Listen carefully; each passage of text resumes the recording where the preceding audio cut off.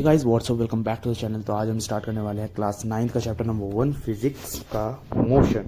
चलिए स्टार्ट करते हैं। तो दोस्तों चैप्टर की पहली हेडिंग है स्टेट्स ऑफ ऑब्जेक्ट। ऑब्जेक्ट की स्टेट क्या क्या हो सकती है, ऑब्जेक्ट कैसे कैसे एग्जिस्ट कर सकता है हमारे नेचर में। तो आज तक आपने ऑब्जेक्ट की दो ही स्टेट देखी होंगी भाई, या तो आप सो रहे होंगे या फिर आप चल रहे होंगे, भाग रहे होंगे। चलना भागना ये सब एक ही स्टेट में आता है, मोशन में। ठीक है, तो दो स्टेट्स आपको पता चल चुके हैं, जैसे कि रेस्ट और मोशन। तो रेस्ट का एग्जांपल आपको दिख भी रहा होगा, ये नन्ना मुन्ना बच्चा जो सो रहा है आराम से। और सेकंड वन मोशन का एग्जांपल आपको दिख रहा होगा, ये भागता दौड़ता बच्चा। ठीक है, रेस्ट स्टेट को आप स्टेशनरी स्टेट भी कह सकते हैं। और मोशन भी कई टाइप्स के होते हैं, आगे आगे पढ़ते रहिए आपको पता चलता रहेगा। और हर एक पेज का आप स्क्रीनशॉट लेते रहिए, ये आपका नोट्स का भी काम करेगा। तो चलिए सेकंड पेज पर आते हैं। ये मोशन। अभी तक आपने दो स्टेट्स पढ़ी हैं, तो अब हम बात करते हैं मोशन की। जब कोई ऑब्जेक्ट अपनी पोजीशन चेंज कर ले विद रिस्पेक्ट टू टाइम और रेफरेंस पॉइंट। यहाँ पर विद रिस्पेक्ट टू टाइम का मतलब है, मान लो ये नीचे जो एग्जांपल दिया गया है, यहाँ पर ये घर से एक महिला निकलती है और शॉप तक कुछ लेने जाती है, कुछ सामान वगैरह लेने जाती है। तो उसको भाई वहां तक जाने के लिए कुछ टाइम तो लगेगा, जिस तरह इसमें दिखाया गया कि 4 सेकंड लगे। ठीक है, इसी तरीके से विद रिस्पेक्ट टू टाइम मतलब अगर आपकी बॉडी में मोशन होगा तो टाइम में भी जरूर चेंज होगा।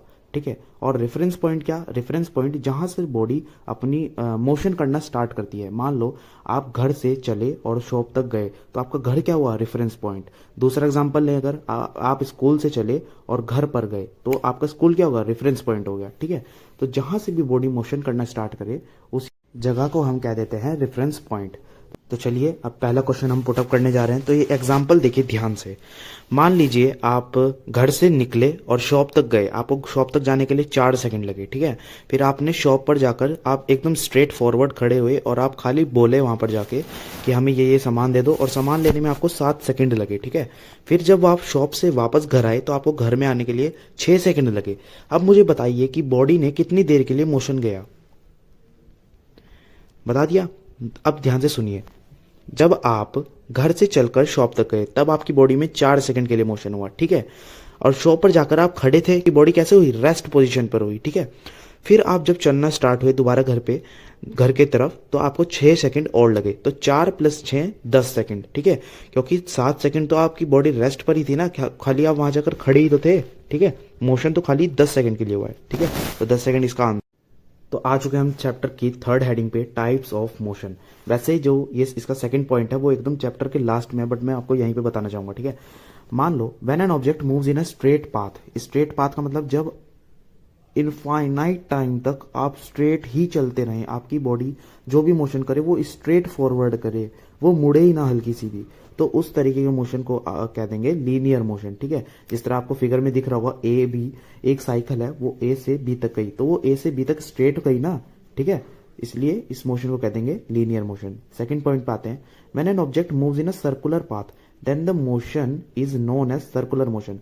जब भी आपकी बॉडी किसी सर्कुलर ट्रैक पर चलेगी, मान लो एक गोल सड़क है या फिर गोल पार्क है, आपने उसका चक्कर लगाया, तो उस मोशन को कहेंगे हम सर्कुलर मोशन। तो हमारी नेक्स्ट हेडिंग है फिजिकल क्वांटिटी। ठीक है, all those quantities which can be measured. हर एक ऐसी क्वांटिटी जिसे हम मेजर कर सकें उसको हम कह देंगे physical quantity. For example length, mass, temperature, density, pressure, जितना भी ये सब है इसको हम सब मेजर कर सकते हैं ना। मान लो एक लेते हैं, मैंने आपसे कहा एक पेन मैं आपको देता हूं और इसकी अगर मैं कहूं कि आप मुझे लेंथ नाप के दिखाओ, तो आप आराम से दिखा दोगे, स्केल लोगे और नाप के दिखा दोगे। ठीक है, एक और एग्जांपल लेते हैं। तो ये 3 बैग्स जो आपको दिख रहे हैं, एक का वेट है 2 किलो, दूसरे का वेट है 5 किलो, तीसरे का वेट है 8 किलो। ठीक है, अगर मैं आपसे पूछूं तीनों बैग्स में क्या डिफरेंस है, तो आप क्या कहोगे, इनके वेट भाई डिफरेंट कर रहे हैं, मतलब वेट में कुछ डिफरेंस है।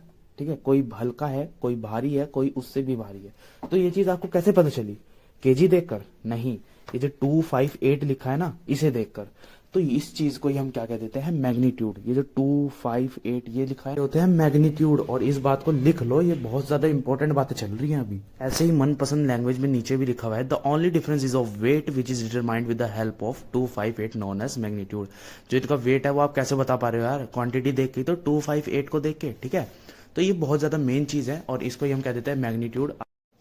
अब मान लो उन एग्जाम्पल्स में वेट की जगह ये लिखा होता कि एक बैग तो है तुम्हारा 5 किलो का और दूसरा बैग है 5 लीटर का, तो तुम क्या कहोगे, एक गंदा सा कमेंट करोगे नीचे, तो यहां से आपको ये पता चलता है कि यार पांच को मैग्नीट्यूड देखकर ही नहीं काम चलता, यूनिट भी बहुत ज्यादा इंपॉर्टेंट चीज है। तो इसी के लिए अब हमें पढ़ना होगा system of unit. Next topic, तो नेक्स्ट टॉपिक हमारे आ गया सिस्टम ऑफ यूनिट। यूनिट क्या चीज होती है? वो टूल जो मेजरमेंट में हद से ज्यादा काम आता है। अगर मैं आपसे पूछूं कोई डिस्टेंस, मान लो मैं पूछ लूं कि आपका स्कूल आपके घर से कितना दूर है, तो आप क्या कहोगे? 5। तो मैं क्या कहूंगा? पागल है, कुछ यूनिट तो लगा। कि किलोमीटर, मीटर, सेंटीमीटर, लेंथ के लिए यही यूनिट्स होती है ना। तो यूनिट बिना लगाए आप कुछ भी डिटरमाइन नहीं कर सकते, ठीक है। तो जिस तरह length are measured in kilometre, metre, centimetre, decametre, millimetre, और भी बहुत सारी यूनिट है जो आज तक आपने पढ़ी भी नहीं होंगी, ठीक है।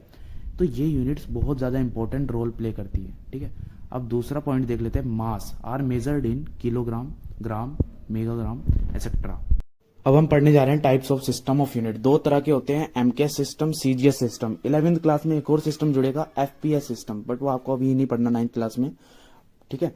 तो एमकेएस सिस्टम का मतलब क्या है? अगर आपको क्वेश्चन में जो लेंथ है वो मीटर्स में गिवन होगी ना, और आपको कहेंगे कि आप इसका मास निकालो, तो आप मास हमेशा किलोग्राम में ही निकालेंगे। अगर आपको मास गिवन है किलोग्राम में, तो आप जो उसकी लेंथ है वो मीटर में निकालेंगे, ठीक है। और सीजीएस सिस्टम में ऐसे ही, अगर आपको लेंथ सेंटीमीटर में गिवन है, तो आप मास वहां पर कैलकुलेट करेंगे ग्राम में, ठीक है। ये सब कन्वर्जन है, ये भी आगे सिखाई जाएंगी। चलिए, सो हमारा नेक्स्ट टॉपिक फिर से फिजिकल क्वांटिटी है। अब हम पढ़ेंगे फिजिकल क्वांटिटी की टाइप्स। फिजिकल क्वांटिटी दो तरह की होती हैं, स्केलर क्वांटिटी और वेक्टर क्वांटिटी।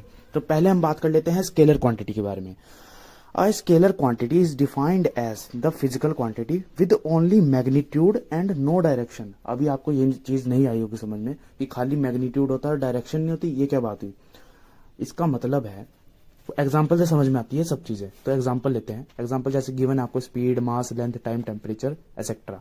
हम पकड़ते हैं स्पीड। अब आपके सामने जैसे कि ये 3 फिगर्स आती हैं। पहली फिगर में एक बिल्ला एक बाइक को पूरी तेजी से घुमा रहा है, ठीक है। अगर मैं आपसे क्वेश्चन पुटअप करूं कि ये जो बिल्ला है ये कितनी तेज चला रहा है बाइक, तो आप क्या कहेंगे?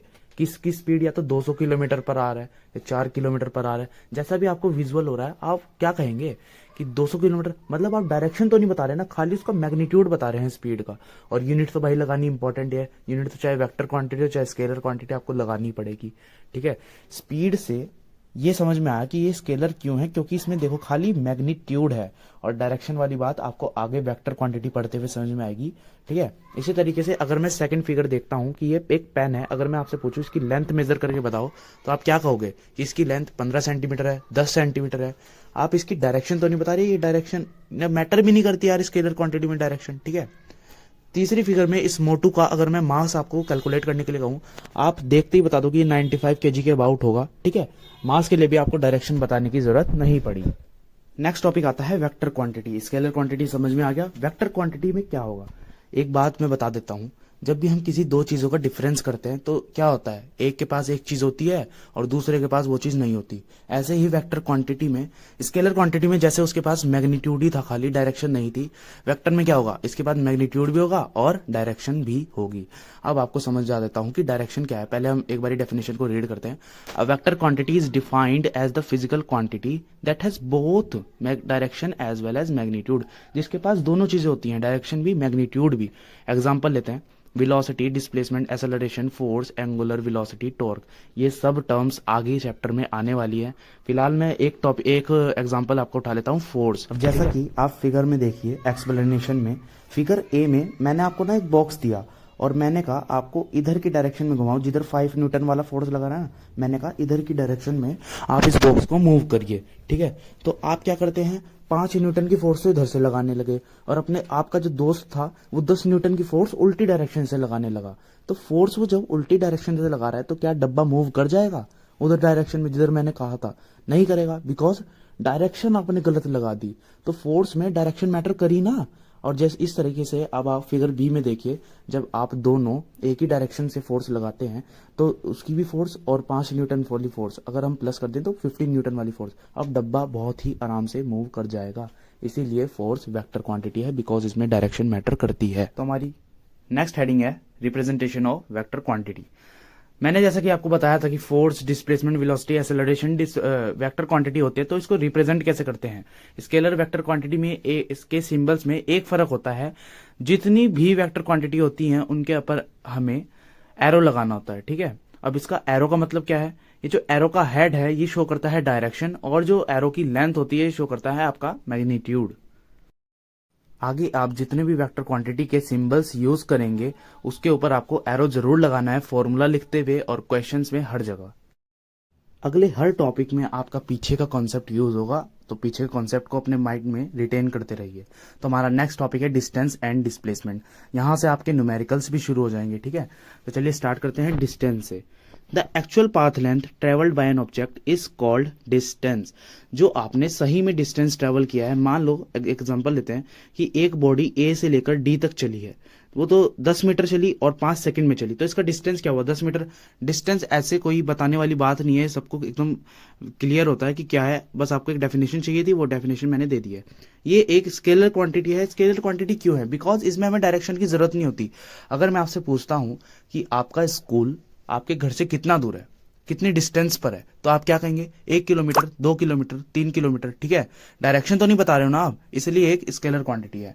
डिस्टेंस हमेशा पॉजिटिव हो सकता है, और या डिस्टेंस कभी भी जीरो नहीं हो सकता। या तो डिस्टेंस कुछ 1 होगा, 1 मीटर होगा, 2 मीटर होगा, 3 मीटर होगा। जीरो डिस्टेंस, 0 मीटर तो कुछ होगा ही नहीं ना, ठीक है। इसलिए डिस्टेंस कभी भी जीरो नहीं हो सकता, और डिस्टेंस हमेशा पॉजिटिव होता है। ऐसा यूनिट क्या है डिस्टेंस की, मीटर, ठीक है। वैसे आप इसको मेजर कर सकते हैं किलोमीटर, सेंटीमीटर, और भी काफी सारी यूनिट्स है, बस इसके ऐसा यूनिट है मीटर। नेक्स्ट टॉपिक है हमारा डिस्प्लेसमेंट। डिस्प्लेसमेंट क्या होता है, it is the shortest distance between the initial position and the final position. Initial position उसे कहते हैं जहां से मोशन होना स्टार्ट होता है, ठीक है, या फिर आप उसको रेफरेंस पॉइंट भी कह सकते हो, ठीक है। रेफरेंस पॉइंट को आप ओरिजिन भी कह सकते हो। तो 3 नाम आपको पता चल चुके हैं। सेकेंड पॉइंट है it is a vector quantity. अब डिस्प्लेसमेंट वेक्टर क्वांटिटी क्यों है, किसी भी 2 पॉइंट्स के बीच का सबसे छोटा डिस्टेंस आपको ट्रेवल करना है। मान लो मैं आपसे पूछता हूं कि आपका स्कूल आपके घर से कितना दूर है, आप कहोगे 2 किलोमीटर। अगर कई शॉर्टकट रास्ते भी तो होते हैं ना बीच बीच में, अगर आप उस रास्ते से जाओ तो आपको डिस्टेंस कम ट्रेवल करना पड़ेगा, ठीक है। इसी तरीके से एग्जांपल समझते हैं। नीचे देखो एक फिगर है, ABC करके एक राइट एंगल ट्रायंगल है, ठीक है। मान लो ये एक पार्क है। मैंने आपको कहा कि आपको A पॉइंट से चलना है और C पॉइंट पर आपको रीच करना है, तो आप A से या तो B तक चलोगे, A भी चले फिर बाद में BC चले, ऐसे भी आप पहुंच सकते हो, या फिर आप डायरेक्ट A से C पर भी तो जा सकते हो ना। तो शॉर्टेस्ट डिस्टेंस क्या हुआ, A से C तक, ठीक है। इसी तरीके से डिस्प्लेसमेंट क्या है, शॉर्टेस्ट डिस्टेंस। तो इसमें डायरेक्शन मैटर करी भाई। शॉर्टेस्ट डिस्टेंस के लिए आपको डायरेक्शन भी तो देखनी होगी, पहले ऐसे जाओ फिर ऐसे जाओ, ठीक है। Positive, negative and zero. देखो डिस्प्लेसमेंट पॉजिटिव भी हो सकता है, नेगेटिव भी हो सकता है, और जीरो भी हो सकता है। इसके केसेस आगे मैं पढ़ाऊंगा, ठीक है। ऐसा यूनिट क्या है डिस्प्लेसमेंट की, मीटर, क्योंकि है तो ये भी डिस्टेंस ही, बस शॉर्टेस्ट डिस्टेंस ही तो है। एग्जाम्पल देखिए, you have to reach the point C, ये मैंने आपको बता ही चुका है। अब अगर आपको ए और A to C, ये जो साइड है ट्रायंगल की, ये आपको मेजर करनी हो तो आप कैसे करेंगे, ये हम देखते हैं नेक्स्ट पेज पर। तो अब हम फाइंड करते हैं ये question, find the shortest distance between A and C। मतलब हमें डिस्प्लेसमेंट फाइंड करना है A से C के बीच में, ठीक है। तो डिस्टेंस आपके हिसाब से डिस्प्लेसमेंट क्या होगा, डिस्प्लेसमेंट होता है शॉर्टेस्ट डिस्टेंस। हमें विजुअलाइजेशन हो रहा है कि A से C तक अगर हम चले तो वहां से थोड़ा हमें छोटा पड़ेगा, बट हमें मैथमेटिकली यहाँ पर प्रूव करना पड़ेगा, ठीक है। फर्स्ट ऑफ ऑल हम AB प्लस BC करके देखते हैं। पहले आप A से B तक चलोगे, फिर B से C तक चलोगे, तो इसका डिस्टेंस कितना हुआ, 7 मीटर, ठीक है। अब हमें AC फाइंड करना है। अगर आपको फाइंड करना नहीं आता तो मैं सिखा देता हूं, बाय यूजिंग पाइथागोरस थ्योरम। आपको एक थ्योरम पढ़ाई गई होगी, AC का square equals to AB square plus BC square. इसके बारे में पूरी की पूरी डिटेल आपको नीचे लिखी हुई दिख रही है। अब हम AB का स्क्वायर करते हैं। 4 का स्क्वायर कितना हुआ, 16 प्लस 9, 3 का स्क्वायर, ठीक है, इक्वल्स टू है root under root 25 which is equal to the 5 metre, ठीक है। तो अभी हम बात करते हैं इस क्वेश्चन की। N object has moved through a distance. एक ऑब्जेक्ट कुछ डिस्टेंस चला, can it have zero displacement. क्या उसका डिस्प्लेसमेंट जीरो हो सकता है अगर वो कुछ डिस्टेंस चला। If yes support your answer. तो चलिए समझते हैं। जैसे कि मान लो ये एक सर्कुलर ट्रैक है, ऑब्जेक्ट ने इस पॉइंट से, इस पॉइंट को हम नाम देते हैं A। एक कार यहां से चलना स्टार्ट हुई और उसने एक सर्कुलर मोशन किया और वो यहां दोबारा A पर आ गई, एक पूरा पूरा सर्कुलर राउंड काट कर। तो अगर हम इसके डिस्टेंस की बात करें तो डिस्टेंस क्या होगा, 2πr। बट अगर हम डिस्प्लेसमेंट की बात करें, डिस्प्लेसमेंट क्या था, इनिशियल पोजीशन और फाइनल पोजीशन के बीच का डिस्टेंस, शॉर्टेस्ट डिस्टेंस, ठीक है। तो इन दोनों के बीच में अगर इसी पॉइंट पे वापस उसको आना है, ए और ए के बीच में कोई डिफरेंस है, अगर आप डिफरेंस करना चाहते हो तो ये कर लो, ए माइनस ए इक्वल्स टू 0, ठीक है। तो अगर सर्कुलर, एक तो ये आपका एग्जांपल हो गया। Second one example, if a body starting from the point A, अगर एक बॉडी ए से चलना स्टार्ट हुई और बी तक गई, ठीक है, अगर एक बॉडी ए से चली और बी तक गई, फिर वो वापस बी से ए पर ही आ जाती है, मतलब सेम पॉइंट पर अगर एक बॉडी, मान लो वो ऐसे ऐसे कहीं से भी जाती है, कहीं से भी, और वो वापस इसी पॉइंट पे आ जाती है जहां से उसने चलना स्टार्ट किया था, तो डिस्प्लेसमेंट आपका इक्वल होता है 0 के, ठीक है। और इसका थियोरेटिकल आंसर आपको अब मिल जाता है। When a body travels in a circular path after covering a circle, मतलब सर्कल उसने पूरा कवर किया, ठीक है, the distance can not be zero, distance तो जीरो नहीं था क्योंकि सर्कल का सर्कमफ्रेंस क्या होता है 2πr, ठीक है, बट उसका डिस्प्लेसमेंट 0 था। और दूसरा पॉइंट, जब स्ट्रेट लाइन पाथ में एक बॉडी मूव करती है और वापस वो उसी पॉइंट पर आ जाती है, an object has started moving from a point A and it return back to the same point, that is known as zero displacement. तो न्यूमेरिकल करने का एक सबसे अच्छा तरीका है, आप लाइन वाइज क्वेश्चन को पढ़िए, फिर आप उसकी फिगर बनाइए, ठीक है। चलिए क्वेश्चन को पढ़ते हैं। A farmer moves along the boundary of a square field, मतलब एक फार्मर है, उसने बाउंड्री, स्क्वायर फील्ड की बाउंड्री के चारों ओर वो घूमता है, ठीक है। एक साइड है उसकी 10 मीटर की, तो ये भी 10 मीटर हुआ, ये भी 10 मीटर हुआ, और ये भी 10 मीटर हुआ। अब उसने स्क्वायर फील्ड की पूरी एक बारी बाउंड्री 40 सेकंड में कवर करी, इसका मतलब 40 मीटर वो चला, क्योंकि उसने पूरी बाउंड्री कही ना 40 सेकंड में, तो 10 ये हो गया, 10 ये 10 ये 10 ये प्लस कर दो 40, हम इसको नाम दे देते हैं पॉइंट्स को, ठीक है। ये इंफॉर्मेशन अभी तक हमें मिली है। What will be the magnitude of the displacement of the farmer at the end of 2 minutes 20 second, जब फार्मर 2 मिनट 20 सेकेंड चला, तब जो डिस्प्लेसमेंट आएगा उसका मैग्नीट्यूड क्या होगा, मैग्नीट्यूड, ठीक है। चलिए निकालते हैं। फर्स्ट ऑफ ऑल हम इसे सेकंड में कन्वर्ट कर लेते हैं, ठीक है। कैसे कन्वर्ट करेंगे, फर्स्ट ऑफ ऑल 2 मिनट को करते हैं, 2 मिनट इंटू 60 सेकेंड्स, कितना हुआ 120 सेकेंड्स। अब ये था 20 सेकेंड, ये प्लस कर दो 20 सेकेंड्स, टोटल कितने हो गए 140 सेकेंड्स, ठीक है। तो 140 सेकेंड्स के लिए वो चला। अब देखिए, देखो 40 सेकेंड्स में उसने एक राउंड कवर किया था, ठीक है, वो यहां पर आया 40 सेकेंड्स में, फिर 40 सेकेंड्स में उसने एक और राउंड करा, फिर 40 सेकेंड्स में उसने एक और राउंड करा, उसने 3 राउंड कवर कर लिए 120 सेकेंड्स में, ठीक है। अब उसके पास बचे 20 सेकेंड और, तो 10 सेकेंड यहां पर लगेंगे, 10 सेकेंड यहां पर लगेंगे, ठीक है। तो डिस्प्लेसमेंट कैसे होगा, ए से सी तक का, ये होगा ना भाई, इनिशियल शॉर्टेस्ट डिस्टेंस बताना होता है ना हमें, यही तो होता है डिस्प्लेसमेंट। तो ए से सी तक का शॉर्टेस्ट डिस्टेंस क्या होगा, स्क्वायर का डायगोनल, ठीक है। तो डायगोनल से अब आपको इसका मैग्नीट्यूड बताना है ए सी का, यहां पर आपको लगानी पड़ेगी पाइथागोरस थ्योरम, ठीक है। क्या होती है, A C square equals to A B square plus B C का स्क्वायर। देखिए ए सी तो हमें पता नहीं, ए सी तो निकालना है, ए बी कितना है, ए बी है 10 मीटर, तो 10 मीटर का स्क्वायर 100, 10 का स्क्वायर सॉरी, और बी सी का स्क्वायर ये भी 100, तो 200, ठीक है। और ए सी जब स्क्वायर इधर जाता है तो वो क्या बनता है, रूट, ठीक है। जब स्क्वायर इधर जाता है तो वो इधर जाकर रूट बन जाता है, और 200 इसका आंसर। अब अगर इसको हमें और फर्दर सॉल्व करना हो तो आप ऐसे कर सकते हैं, इसका एलसीएम ले लीजिए,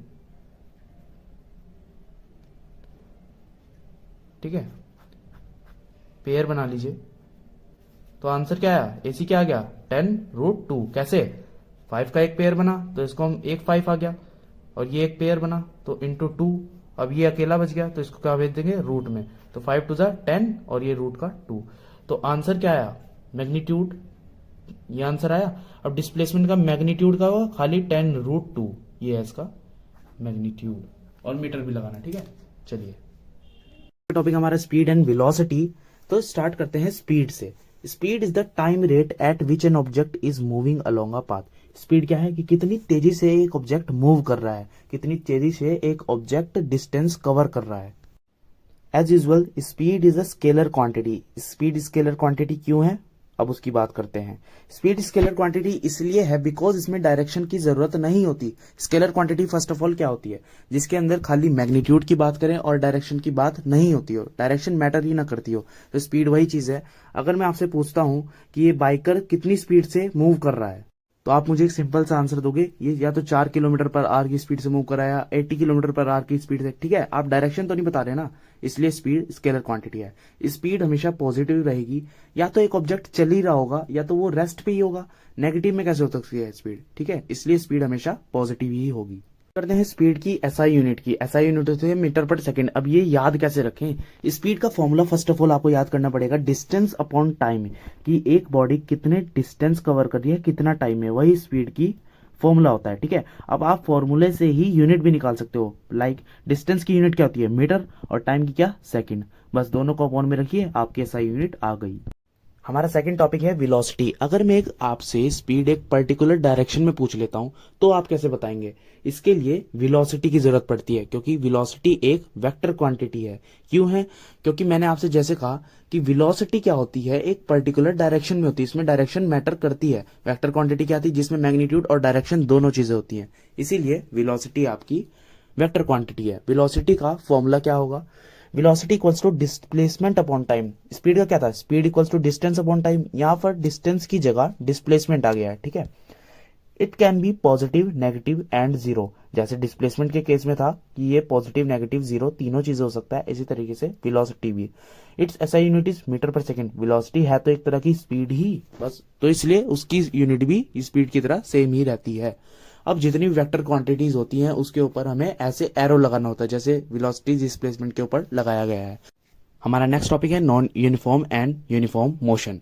बहुत ज्यादा इंपॉर्टेंट टॉपिक आ रहे हैं, तो ध्यान से सुनते रहिए। यूनिफॉर्म मोशन क्या चीज होती है, this type of motion is defined as the motion of an object in which the object travels in a straight line. मतलब एक ऑब्जेक्ट जो होता है वो सीधी लाइन में चलता है और उसकी वेलोसिटी या फिर स्पीड रिमेन्स कांस्टेंट, मतलब वो चेंज नहीं होती। अगर 2 मीटर पर सेकंड की स्पीड से एक बाइक चल रही है तो पूरी जर्नी में 2 मीटर पर सेकंड की स्पीड से ही चलेगी, और अगर वो एक कांस्टेंट स्पीड से चलेगी तो वो इक्वल डिस्टेंस कवर करेगी इक्वल इंटरवल ऑफ टाइम में, irrespective of the duration of time. मतलब कितना भी लंबे तक प्रोसेस चलता रहे वो कांस्टेंट ही रहेगी उसकी स्पीड। जिस तरीके से हमें एग्जांपल में फिगर दी गई है, एक साइकिल है, वो ए से बी तक गई, फिर बी से सी तक गई, फिर सी से डी तक गई, तो ए से बी तक जाने में कितना टाइम लगा उसे, 10 सेकंड लगे, ठीक है। और डिस्टेंस कितना था, 5 सेकंड, 5 मीटर सॉरी।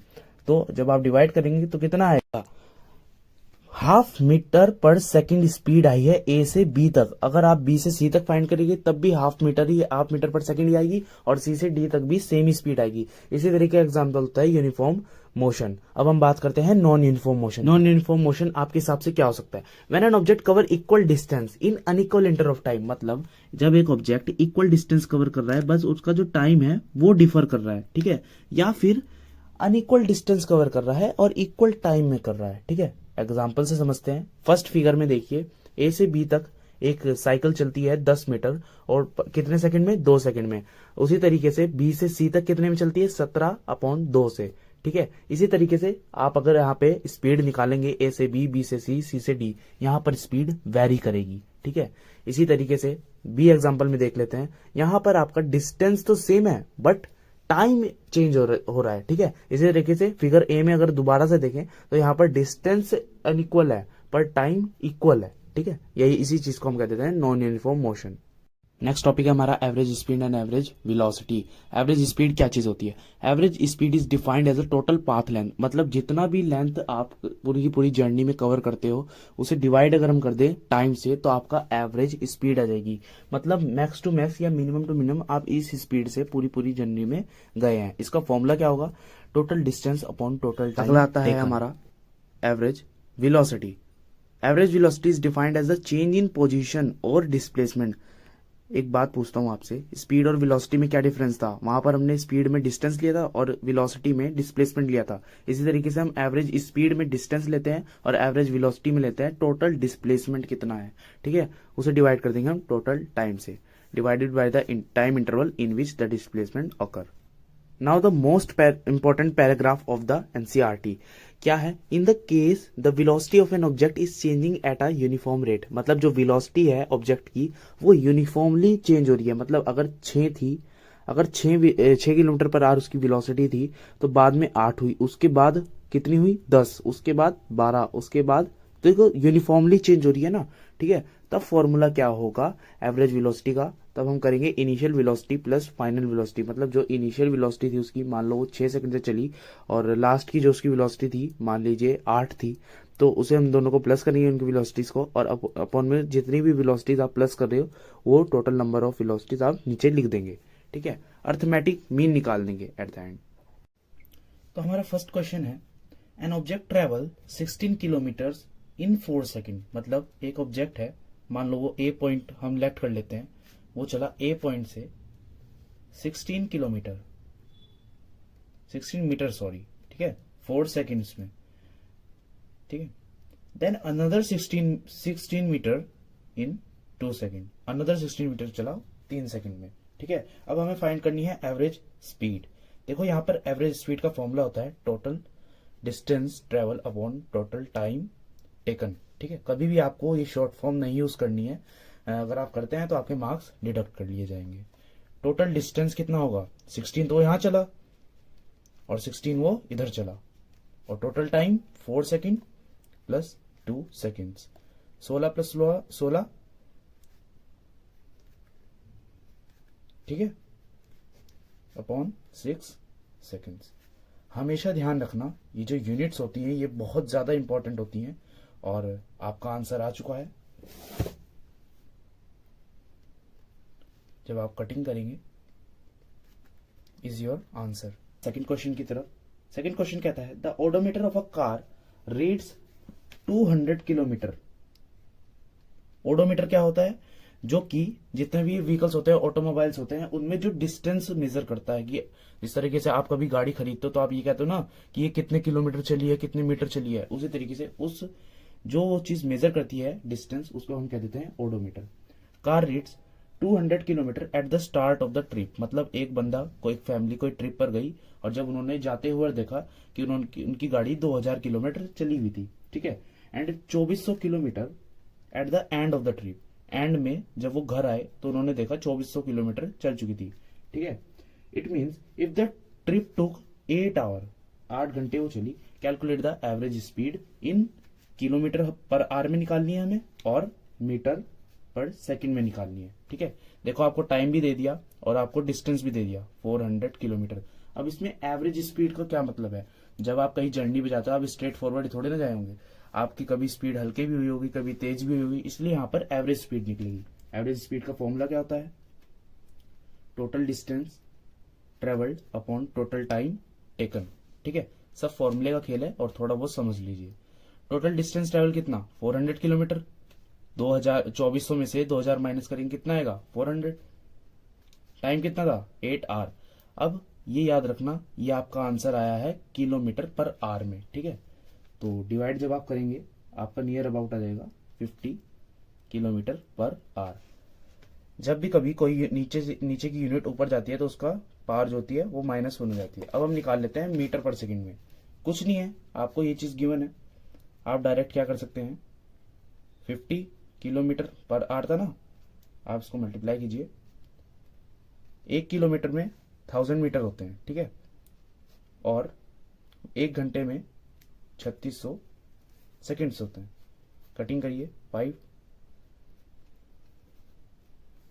अब ये चीज ध्यान रखना, ये जो वैल्यू है ना 5/18, कभी भी आपको किलोमीटर पर आवर को मीटर पर सेकंड में करना हो तो आप डायरेक्ट जो आपकी किलोमीटर पर आवर वाले का मैग्नीट्यूड है आप उसको इससे मल्टीप्लाई कर सकते हैं। तो जो आपका आंसर आएगा वो 5 मीटर पर सेकंड में आएगा, ठीक है।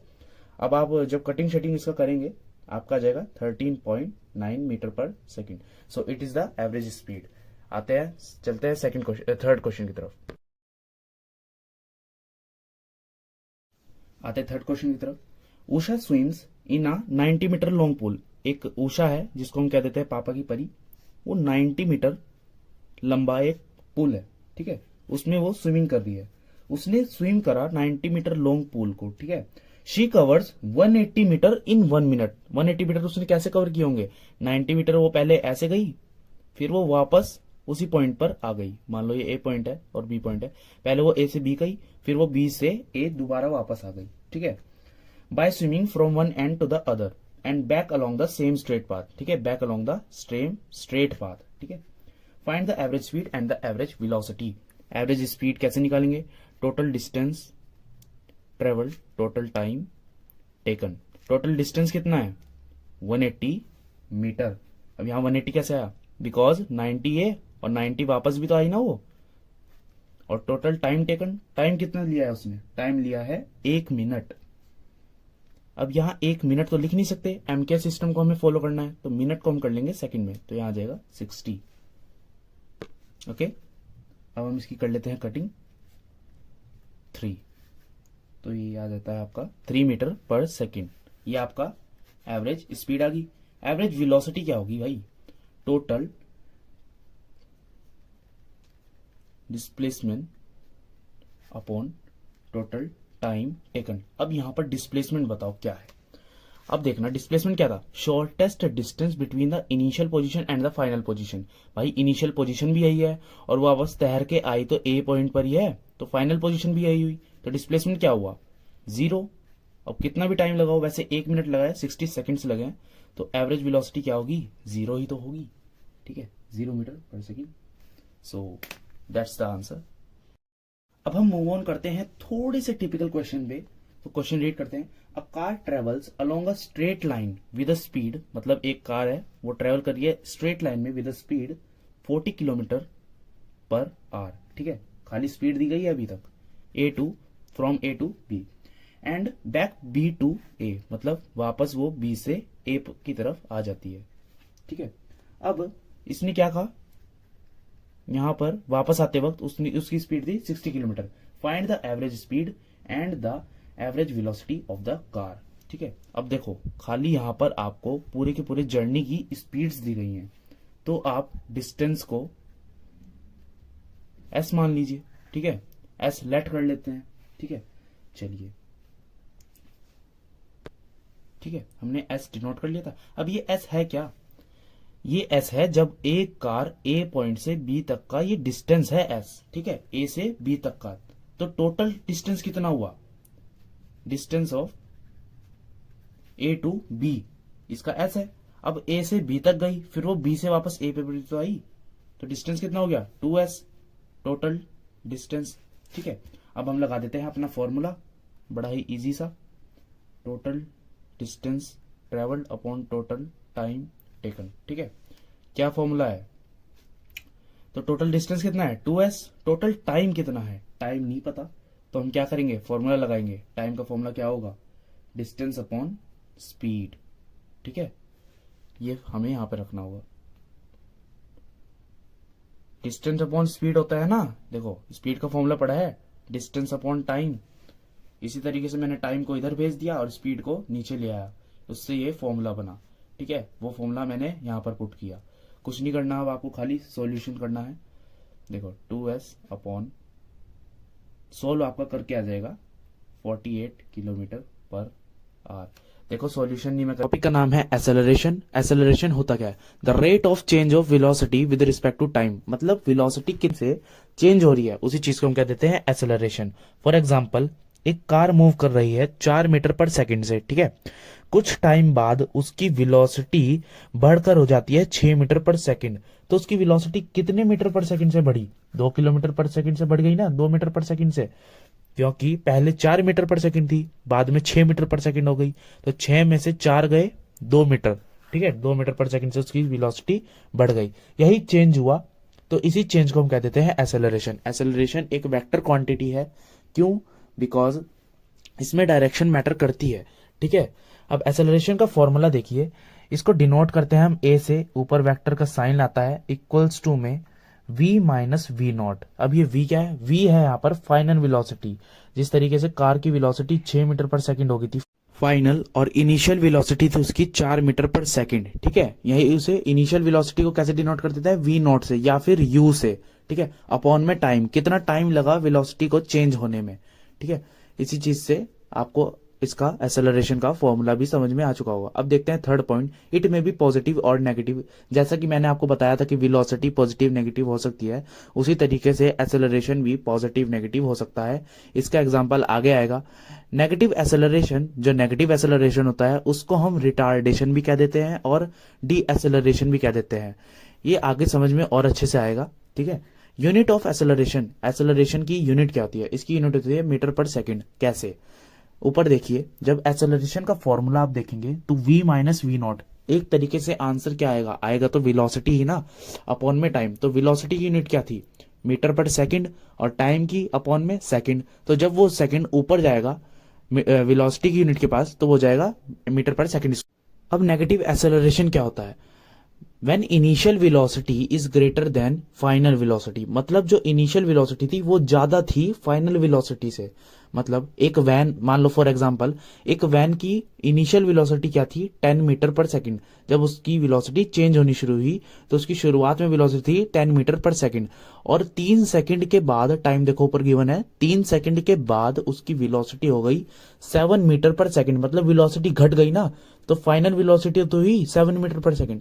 अब अगर आप एक्सेलरेशन फाइंड करेंगे तो वो आएगा आपका नेगेटिव में। नीचे देखिए कैलकुलेशन में एक्सेलरेशन का फॉर्मूला क्या था? v minus U by T. यहाँ पर v क्या है? Final velocity. u क्या है? Initial velocity. अपॉन में है टाइम। अब फाइनल वेलोसिटी थी हमारी 7 और इनिशियल थी 10, अपॉन में 3 क्या था? टाइम, ठीक है। 7 माइनस 10, 3 माइनस 3 सॉरी, अपॉन में 3। जब हम इसको डिवाइड करेंगे तो आंसर आएगा हमारा -1 मीटर पर सेकंड स्क्वायर। इसका मतलब एक्सेलरेशन कैसा है? नेगेटिव है। Move to the second part, positive acceleration. Acceleration positive कब होता है? जब फाइनल वेलोसिटी ज्यादा होती है इनिशियल वेलोसिटी से। फॉर एग्जांपल, ये वैन दोबारा से चली, इसकी इनिशियल वेलोसिटी क्या थी? 4 मीटर पर सेकंड, ठीक है, और फाइनल क्या हो गई? 10 मीटर पर सेकंड। ये तो साफ साफ क्लियर एकदम दिख रहा है कि 3 सेकंड में इसकी वेलोसिटी बढ़ी है, ठीक है। अब जब आप एक्सेलरेशन का फॉर्मूला लगाएंगे तो क्या आएगा? 10 माइनस 4, 10 क्या है? फाइनल वेलोसिटी, 4 क्या है? Initial velocity. Final velocity minus initial velocity upon time, ठीक है। तो क्या आया? 6 upon 3 equals to 2 metre per second का स्क्वायर। बार बार ध्यान रखना है, एक्सेलरेशन की यूनिट जरूर लगानी है, मीटर पर सेकंड स्क्वायर होती है। चलिए तो देखिए एक्सेलरेशन कैसा आया? पॉजिटिव आया ना। इसी तरीके के एक्सेलरेशन को हम क्या देते हैं? Positive acceleration. बाद में आपको इसके ग्राफ्स भी बनाने सिखाए जाएंगे, वो मेरे ख्याल से सेकंड पार्ट में मैं करवा दूंगा। अब नेक्स्ट टॉपिक हमारा ग्राफ ही होगा। फिलहाल अब देखते हैं इसके कुछ बेस्ट न्यूमेरिकल्स। तो चलिए स्टार्ट करते हैं अपना क्वेश्चन। क्वेश्चन में क्या है? एक बस है, उसने अपनी स्पीड डिक्रीज करना शुरू करी। डिक्रीज का मतलब होता है कम करना, ठीक है। डिक्रीज करना शुरू करी। एक बस की स्पीड थी, पहले उसकी स्पीड कितनी थी? 80 किलोमीटर पर आवर। बाद में उसकी स्पीड कितनी हो गई? 60 किलोमीटर पर आवर, ठीक है। बस ने अपनी स्पीड को डिक्रीज कर 60 किलोमीटर पर आवर की स्पीड पर वो आ गया। कितने सेकंड में? 5 सेकंड्स में। अब एक्सेलरेशन निकालिए। एक्सेलरेशन का फॉर्मूला क्या है? v minus U by T. आपका v क्या है? फाइनल वेलोसिटी होती है v।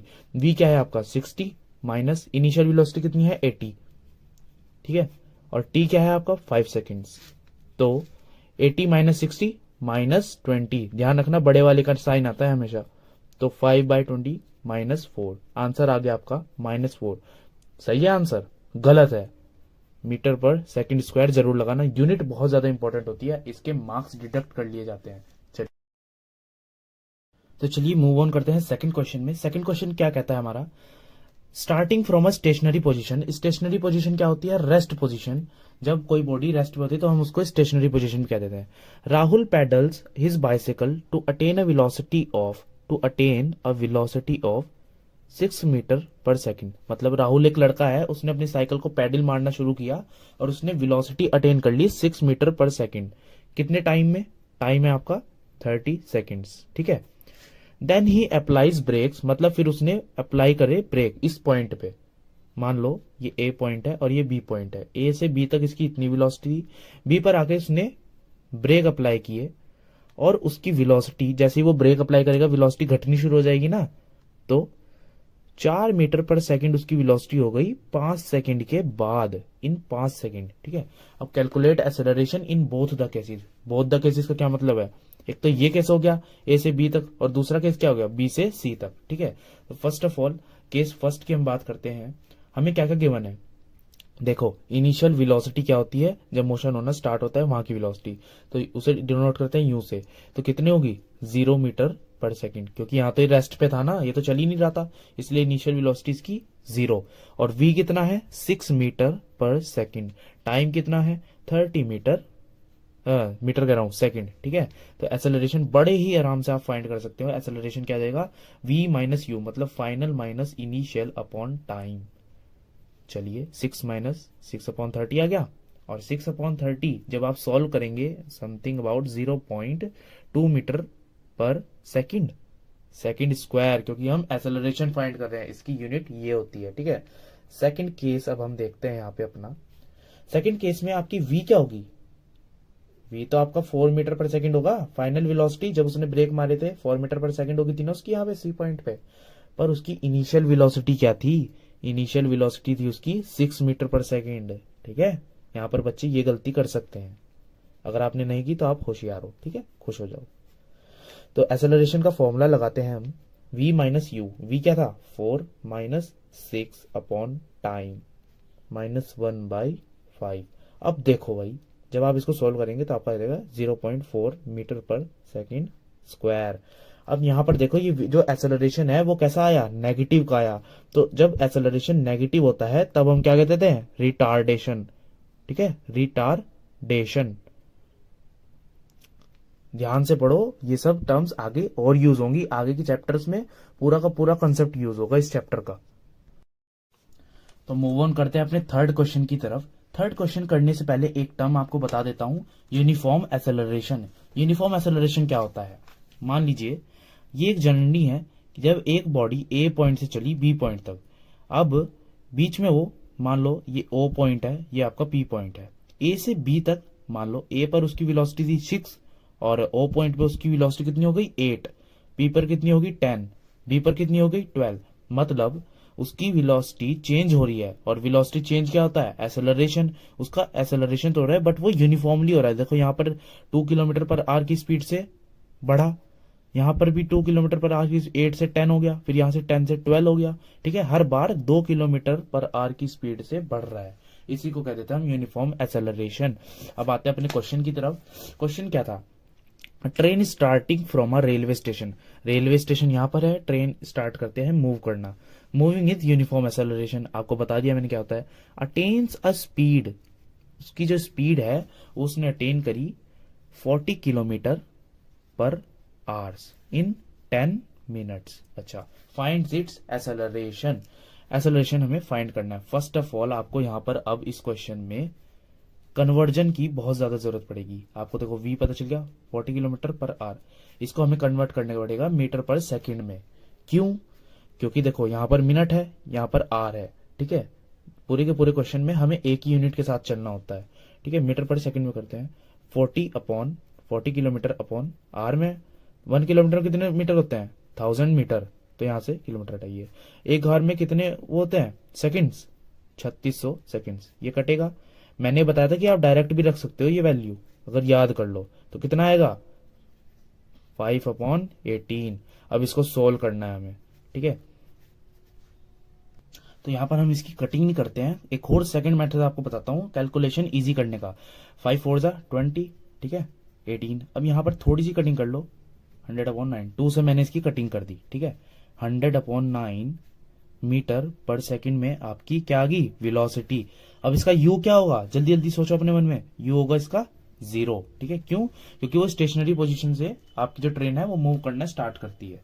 चलिए अब हम बात करते हैं, u पता चल गया, v पता चल गया, टाइम को भी कन्वर्ट करना पड़ेगा। टाइम है 10 मिनट्स, मिनट्स में इसको सेकंड में कर लो, कितना होगा 60 से मल्टीप्लाई कर दो, सेकंड यूनिट हो जाएगी इसकी, कितना आ गया 600 सेकेंड्स। अब कुछ नहीं, अब तो खत्म question. Acceleration equals to v minus U by T. v कितना है 100/9, u कितना है 0। उसे लिखो ना लिखो एक ही बात है, ठीक है। माइनस यू कर दोगे तो 0 ही होगा वो।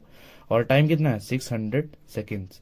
अब क्या होगा, अब ये बताइए कहाँ जाएगा, इसमें भी बच्चों को बहुत कंफ्यूजन आती है। ये जाएगा इसके पास, ठीक है। तो ये कितना आ जाएगा 6000/9, और यूनिट होगी इसकी metre per second square acceleration. इसको नोट कीजिए। तो ग्राफ समझने से पहले आपको सबके सिंबल्स पता होने चाहिए। आज तक आपने जो भी पढ़ा है, अगर आपने पिछली वीडियोस नहीं देखी तो जाकर देख लो, उसके बिना कुछ नहीं होने वाला, ठीक है।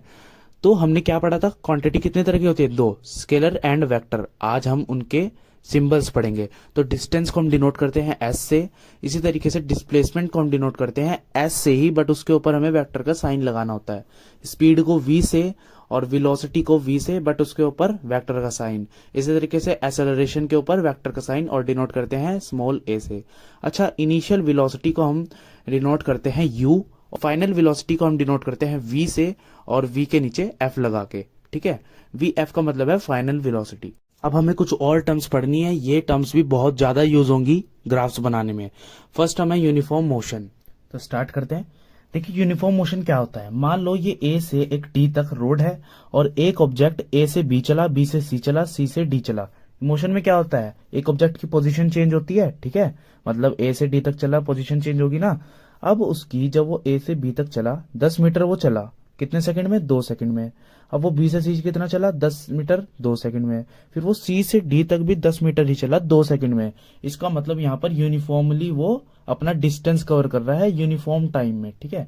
इस तरीके के मोशन को हम कह देते हैं यूनिफॉर्म मोशन। अब बात करते हैं हम नॉन यूनिफॉर्म मोशन के बारे में। या नॉन यूनिफॉर्म मोशन क्या होगा, जब वो इक्वल डिस्टेंस कवर करेगा या फिर अनइक्वल डिस्टेंस कवर करेगा इक्वल इंटरवल ऑफ टाइम में। मतलब इक्वल इंटरवल है, देखो 10 मीटर उसने करा 2 सेकंड में, 5 मीटर भी 2 ही सेकंड में, 10 मीटर फिर से 2 सेकंड में, या फिर 210 मीटर 2 सेकंड में, ठीक है। मतलब यहाँ पर जो डिस्टेंस है वो अनइक्वल है, बट जो टाइम है वो इक्वल है। अब दूसरा केस इसका ये भी हो सकता है नॉन यूनिफॉर्म मोशन का, कि टाइम अनइक्वल हो और डिस्टेंस इक्वल हो। इस तरीके के मोशन को हम कह देते हैं नॉन यूनिफॉर्म मोशन, ठीक है। अब हम बात करते हैं अपने यूनिफॉर्म स्पीड के बारे में। जब कोई ऑब्जेक्ट ए से डी तक मूव करता है और उसकी हर पॉइंट पर जो उसकी स्पीड होती है वो यूनिफॉर्म होती है। मतलब ये देखो, ए से बी तक 2 मीटर पर सेकंड, बी से सी तक 2 मीटर पर सेकंड, सी से डी तक 2 मीटर पर सेकंड। मतलब वो अपनी पूरी की पूरी होल जर्नी में उसका जो स्पीड है वो कैसी है, यूनिफॉर्म, ठीक है। हम बात करते हैं नॉन यूनिफॉर्म स्पीड की। यहाँ पर ए से बी तक कितना है, 2 मीटर, 4 मीटर, 1 मीटर। मतलब नॉन यूनिफॉर्म है, कहीं पे घट रही है कहीं पे बढ़ रही है, ठीक है। इसी तरीके मोशन कहते थे हम नॉन यूनिफॉर्म स्पीड। चलिए बात करते हैं एरिया ऑफ स्क्वायर क्या होता है। एरिया ऑफ स्क्वायर होता है ए स्क्वायर। अब यहाँ पर ए क्या है, ए होती है इसकी साइड। देखो स्क्वायर की चारों साइड्स इक्वल होती है ना। इसी तरीके से जब हम चारों साइड्स का एक साइड का स्क्वायर करेंगे तो आपको मिलेगा क्या, area of square. Area of rectangle क्या होता है, L into B, length into breadth, ठीक है। तो लेंथ इंटू ब्रेथ जब आप करेंगे तो एरिया ऑफ रेक्टेंगल मिलेगा, ठीक है। अब हम बात करते हैं area of right angle triangle की। Half into base into height. यहाँ पर बेस क्या है, बेस होता है ये, हाइट होती है ये, हाइपोटेन्यूज होता है ये, और इसी हाइट को हम परपेंडिकुलर भी कह देते हैं। Half into base into height का मतलब परपेंडिकुलर, ठीक है। चलिए स्टार्ट करते हैं बेसिक्स ऑफ ग्राफ्स, ठीक है। देखिए क्लास 9th में हमेशा ग्राफ्स के क्वेश्चन आते हैं। या तो आपसे स्लोप पूछ लेंगे या फिर आपसे पूछ लेंगे कि एरिया फाइंड करो, ठीक है। अब ये स्लोप और एरिया होता क्या है, मान लीजिए आज तक आपने क्या पढ़ा है, ग्राफ में 2 एक्सिस होती हैं, एक्स एक्सिस और वाई एक्सिस, ठीक है। यहाँ पर मान लो कोई क्वांटिटी है, फॉर एग्जांपल डिस्टेंस है, यहाँ पर फॉर एग्जांपल टाइम है। अब ये सब पढ़ाऊंगा, ये थोड़ा बेसिक चल रहा है अभी, ठीक है। इसका स्लोप क्या होता है, ये स्लोप चीज क्या है। मान लो आपने एक पॉइंट से, मान लो ऐसे पॉइंट किए और इससे मिलाकर एक लाइन बन गई, ठीक है। अब ये जो लाइन है ना, इसकी ढाल, क्या कहा मैंने, ढाल, वैसे बनता है ना ढा, ठीक है। ढाल को हम क्या कह देते हैं, स्लोप। मतलब ये जो ढाल है, ये देखो ये एक्स एक्सिस होगी और ये तुम्हारा वाई एक्सिस होगी। ये वाई एक्सिस से ऐसे कितने एंगल पर है, ये ऐसे, ठीक है, कितने एंगल पर है ये, इस चीज को कह देते हैं हम। ये देखिए ये जो इसका एंगल है, जितना ज्यादा एंगल होगा उतना ज्यादा स्लोप होगा, और जितना कम एंगल होगा उतना कम स्लोप होगा, ठीक है। अब हम स्लोप को फाइंड कैसे करते हैं, स्लोप पता चल गया ना क्या होता है, ढाल, ठीक है। स्लोप को फाइंड कैसे करते हैं, वाई अपॉन एक्स करके। मान लीजिए इस लाइन का हमें स्लोप निकालना है, तो यहाँ कुछ वाई है। अब जब आप स्लोप फाइंड करेंगे किसी भी ग्राफ का तो आपको आंसर में मिलेगा क्या, ये चीज मैं बताने जा रहा हूं, ठीक है। वाई में क्या है, डिस्टेंस, इस तरह का। एक्स में क्या है, टाइम।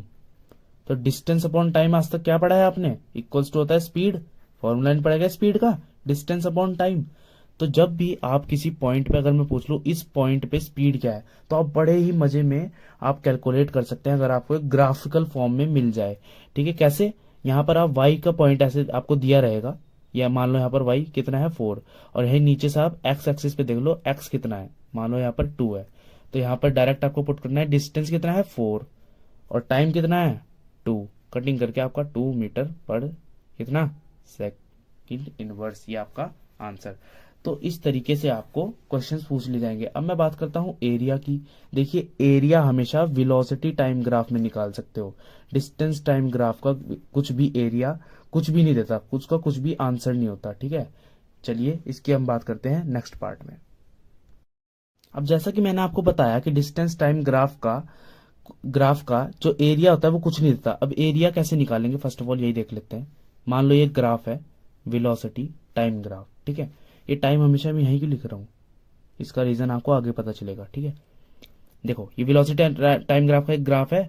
चलिए इसमें से आपको कुछ ऐसी लाइन बनी, मान लो फॉर एग्जांपल, अभी समझा नहीं रहा हूँ, थोड़ा बेसिक स्ट्रॉन्ग कर रहा हूँ आपका, और क्या कह देता हूँ कि ये जितनी भी मतलब जहां तक की भी जर्नी है, देखो इतने टाइम तक का मैंने अगर पूछ लिया तो इतने टाइम तक ऐसे परपेंडिकुलर ड्रॉ करना है। अब मैं पूछ लूं आपसे, इस जो ये ट्रायंगल बना इसका आप मुझे एरिया बताइए। ठीक है, या फिर मान लो आपका ग्राफ कुछ ऐसा बनता है तो इसका एरिया बताइए, या फिर कुछ ऐसा बनता है तो इसका एरिया बताइए। अब देखो ये क्या था, राइट एंगल ट्रायंगल, ये पूरा का पूरा क्या था, स्क्वायर, ये पूरा का पूरा क्या था, रेक्टेंगल। तो इसलिए मैंने आपको बताया था कि area of rectangle, area of square और area of right angle triangle यहां पर यूज होगा। वो इस तरीके से एरिया निकालते हैं। एरिया कैसे निकलता है, जब भी आपको किसी भी चीज का एरिया निकालना तो y इंटू एक्स, यहाँ पर y क्या है, वेलोसिटी, x क्या है, टाइम। तो वेलोसिटी इंटू टाइम क्या होता है, क्या होता है, जल्दी बोलो, डिस्प्लेसमेंट। ठीक है, तो एरिया अंडर वीटी ग्राफ क्या देगा आपको, डिस्प्लेसमेंट देगा। अब हम पढ़ लेते हैं टाइप्स ऑफ ग्राफ्स। यहाँ से आपका मेन शुरू होता है, यहाँ पे सब कुछ वो अप्लाई होगा जब तक हमने पढ़ा है। तो आपको क्लास 9th में दो तरह के ग्राफ्स पढ़ाए जाएंगे, डिस्टेंस टाइम ग्राफ और वेलोसिटी टाइम ग्राफ। मतलब डिस्टेंस और टाइम के बीच में जो रिलेशन बनेगा उसकी बेसिस पे ग्राफ्स बनवाएंगे, और वेलोसिटी टाइम ग्राफ के बीच में रिलेशंस के ग्राफ बनवाएंगे। कंडीशंस आपको डिफाइन कर दी जाएंगी, ज्यादा कंडीशंस नहीं है, थोड़ी कंडीशंस है कि डिस्टेंस टाइम ग्राफ के हम कंडीशन में आपको बता देता हूं कि जब एक बॉडी यूनिफॉर्म स्पीड से मूव कर रही हो, और सेकंड कंडीशन है नॉन यूनिफॉर्म स्पीड से, और थर्ड कंडीशन है रेस्ट पे। इसी तरीके से वेलोसिटी टाइम ग्राफ में भी सेम है। ठीक है, अब हम पढ़ लेते हैं पॉइंट्स। ये जो फर्स्ट और सेकंड पॉइंट्स है ये आपको दिया गया है डिस्टेंस और टाइम ग्राफ के लिए। Slope of distance time graph give speed, मतलब जो स्लोप मैंने अभी पीछे पढ़ाया ना वो देता है स्पीड डिस्टेंस टाइम ग्राफ में, और area under distance time graph give nothing, मतलब अगर कुछ दे ही नहीं रहा है तो ऐसा आपके पास क्वेश्चन कभी नहीं आएगा।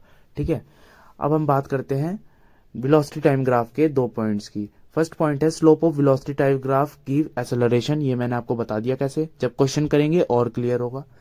और सेकंड पॉइंट है area under velocity time graph give displacement, ये भी मैंने आपको बता दिया। हम बना लेते हैं ग्राफ। तो फर्स्ट पार्ट हमारा क्या है, when an object is at rest. ये ना तीन कंडीशंस है, इन तीन कंडीशंस के अलावा कोई और ग्राफ नहीं आएगा। ठीक है, when an object is at rest, मतलब ऑब्जेक्ट जब रेस्ट पे होता है, मान लो एक ऑब्जेक्ट इस डिस्टेंस पर है और वो यहाँ पर है रेस्ट पे। अब जब तक वो रेस्ट पे है तो वो कुछ डिस्टेंस कवर करेगा नहीं, बट टाइम तो चलता रहेगा।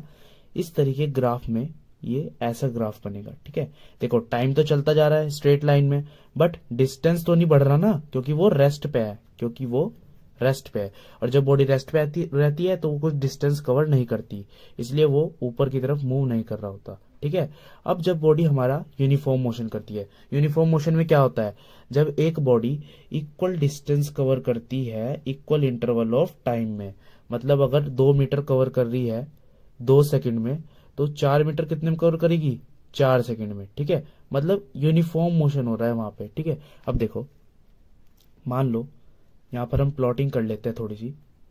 ठीक है, अब देखिए जिस तरह एक बॉडी 1 सेकंड में 2 मीटर चलती है, ठीक है, फिर वो 4 मीटर चलती है 2 सेकंड में, फिर वो 6 मीटर चलती है 3 सेकंड में, मतलब हर एक सेकंड में वो 2-2 मीटर बढ़ रही है। मतलब 1 सेकंड जब उसने लिया, 1 सेकंड तो वो 2 मीटर चली, जब उसने 2 सेकंड लिए तो वो 4 मीटर चली, और जब उसने 3 सेकंड लिए तो वो 6 मीटर चली, मतलब 2-2 मीटर बढ़ रहे हैं ना। इस तरीके के ग्राफ को अब हम स्ट्रेट लाइन ग्राफ बनता है। यूनिफॉर्म मोशन का ग्राफ कैसा होता है? Straight line. ध्यान रखना हमेशा, देखो दोबारा देख लो, ये ऐसे स्ट्रेट लाइन, ठीक है, डिस्टेंस टाइम ग्राफ। और इसका स्लोप क्या देगा? मैंने क्या बताया था, स्लोप कैसे निकालते हैं? Slope equal to y upon X. तो यहाँ पर y क्या है? डिस्टेंस अपॉन एक्स क्या है? टाइम। तो डिस्टेंस अपॉन टाइम क्या होता है? स्पीड। अगर मैं आपसे पूछ लेता हूं इस पॉइंट पे मुझे स्पीड बताओ, तो बड़े आराम से बता देंगे ऐसे करके, ठीक है। एक्स एक्सिस का ये कोऑर्डिनेट देख लेंगे और वाई एक्सिस का ये कोऑर्डिनेट देख लेंगे, और उसको यहाँ पर पुट कर देंगे डिस्टेंस अपॉन टाइम में, और आपकी स्पीड आ जाएगी। अब बात कर लेते हैं नॉन यूनिफॉर्म मोशन की। नॉन यूनिफॉर्म मोशन कैसा होता है? जब अनइक्वल डिस्टेंस कवर करे अनइक्वल इंटरवल ऑफ टाइम में। मतलब मान लो ए से बी तक बॉडी मूव करी, सी डी 10 मीटर करा 2 सेकंड में, 5 मीटर करा 2 सेकंड में, 6 मीटर करा 2 सेकंड में। देखो डिस्टेंस अनइक्वल है बट टाइम इक्वल है। इस तरीके ग्राफ ऐसे बनता है, या फिर ऐसे भी बन जाता है। कभी कभार देखो टाइम क्या कहते हैं, टाइम धीरे धीरे टाइम अनइक्वल हो और डिस्टेंस इक्वल हो तो ऐसे बन जाएगा, ठीक है। चलिए अब हम समझते हैं वेलोसिटी टाइम ग्राफ के केसेस। तो इसमें भी 3 केस है जब वेलोसिटी कांस्टेंट रहे, मतलब वेलोसिटी ना तो बढ़ रही है ना तो घट रही है, कांस्टेंट है। तो देखिए ये कांस्टेंट है तो टाइम तो बढ़ता रहेगा पर वेलोसिटी नहीं बढ़ रही है। यहाँ पर वेलोसिटी नहीं बढ़ने का मतलब ये नहीं है कि जीरो है। जीरो तो अगर वेलोसिटी यहाँ पर जीरो होती ना तो वेलोसिटी यहाँ पर होती। इस केस में यहाँ पर जीरो है। देखो यहाँ पर तो कुछ होगी ना, क्योंकि ये क्या होता है ओरिजिन। ओरिजिन पे कैसे पॉइंट होता है? 0 0, ठीक है। अब ओरिजिन से तो ऊपर है क्योंकि यहाँ पे कुछ वेलोसिटी है, ठीक है, बट बढ़ नहीं रही है वेलोसिटी। टाइम तो बढ़ता जाएगा बट, इसीलिए ये है कांस्टेंट वेलोसिटी ग्राफ, ऐसे बनता है। अब आता है हमारा सेकंड केस, यूनिफॉर्म एक्सेलरेशन। मैंने आपको बताया था जो वेलोसिटी टाइम ग्राफ का स्लोप होता है वो क्या देता है? एक्सेलरेशन। देख लेते हैं एक बारी। स्लोप क्या बताया था मैंने, कैसे निकालते हैं? y upon x. वाई में क्या है? वेलोसिटी, और टाइम में क्या है? एक्स एक्सिस में क्या है? टाइम, ठीक है। अब ये change in velocity upon time क्या होता है? एक्सेलरेशन ही तो होता है, ठीक है। अब यूनिफॉर्म एक्सेलरेशन का मतलब क्या होता है? देखो ये ग्राफ किस चीज का बना रहे हैं हम? यूनिफॉर्म एक्सेलरेशन का, ठीक है। एक्सेलरेशन का मतलब क्या? वेलोसिटी में चेंज हो रहा है। देखो यूनिफॉर्म एक्सेलरेशन का ग्राफ फर्स्ट ऑफ ऑल ऐसे बनेगा। क्यों बनेगा ऐसे वो बता देते हैं। यहाँ पर मान लो वेलोसिटी है 2 metre per second, 4 metre per second, 6 metre per second, 8 metre per second. Time है 2, 4, 6, 8, या फिर आप कुछ भी ले सकते हो, मैं सब खाली समझाने के लिए ले रहा हूं, ठीक है। अब मैं कहता हूं 2 सेकंड में जो बॉडी थी वो 2 मीटर पर सेकंड से मूव कर रही थी, ठीक है। अब मैं पूछ लूं 4 सेकंड में कितने मीटर पर सेकंड से मूव कर रही है? 4 मीटर पर सेकंड से, क्योंकि वेलोसिटी में देखो चेंज हो गया ना, बट हुआ कितने से? 2 मीटर पर सेकंड से ही तो हुआ चेंज। इसी तरीके से यहाँ 6 से 6 2 मीटर पर सेकंड से चेंज हो गया। इस तरीके से यहाँ तो मतलब यूनिफॉर्मली चेंज हो रहा है ना, यूनिफॉर्म एक्सेलरेशन हो रहा है ना, वेलोसिटी चेंज भी हो रही है और यूनिफॉर्मली चेंज हो रही है। तो इस तरीके से बनेगा। अब मैं बात कर लेता हूं area under velocity time graph की जब यूनिफॉर्म एक्सेलरेशन हो। देखो आपसे ऐसे पूछेंगे, ये गया। अब पूछ लेंगे area under velocity time graph. Velocity time graph देखो ऐसे बना ना, ठीक है। यहां पर पूछ लेंगे area of velocity time graph. अब क्या देगा area of velocity time graph? कैसे कहा था मैंने? y into x. वाई क्या है? v, एक्स क्या है? t, v इंटू टी क्या होता है? जल्दी बताओ, दिमाग में सोचा करो फटाफट। डिस्प्लेसमेंट, ठीक है। तो जब भी कभी आप area under velocity time graph निकालेंगे तो आपको क्या आएगा? डिस्प्लेसमेंट। अब बात कर लेते हैं नॉन यूनिफॉर्म एक्सेलरेशन की। नॉन यूनिफॉर्म एक्सेलरेशन में कुछ नहीं है। नॉन यूनिफॉर्म का मतलब कैसा? कुछ भी कैसे भी हो रही है, कैसे बढ़ रही है। तो वो ऐसे भी बन सकता है, ऐसे भी बन सकता है, ऐसे भी बन सकता है, और बस यही है 3 केसेस, ठीक है। ऐसे क्यों बन सकते हैं? देखो ऐसे केस में रिटार्डेशन हो रहा है। अगर आपने मेरी पिछली वीडियोस नहीं देखी तो वहां जाकर देखिए, ठीक है। वहां से सारे कॉन्सेप्ट क्लियर होंगे। आज हमने ग्राफ्स पढ़े, क्वेश्चन हम करेंगे नेक्स्ट वीडियो में। वीडियो बहुत ज्यादा लंबा हो जाएगा।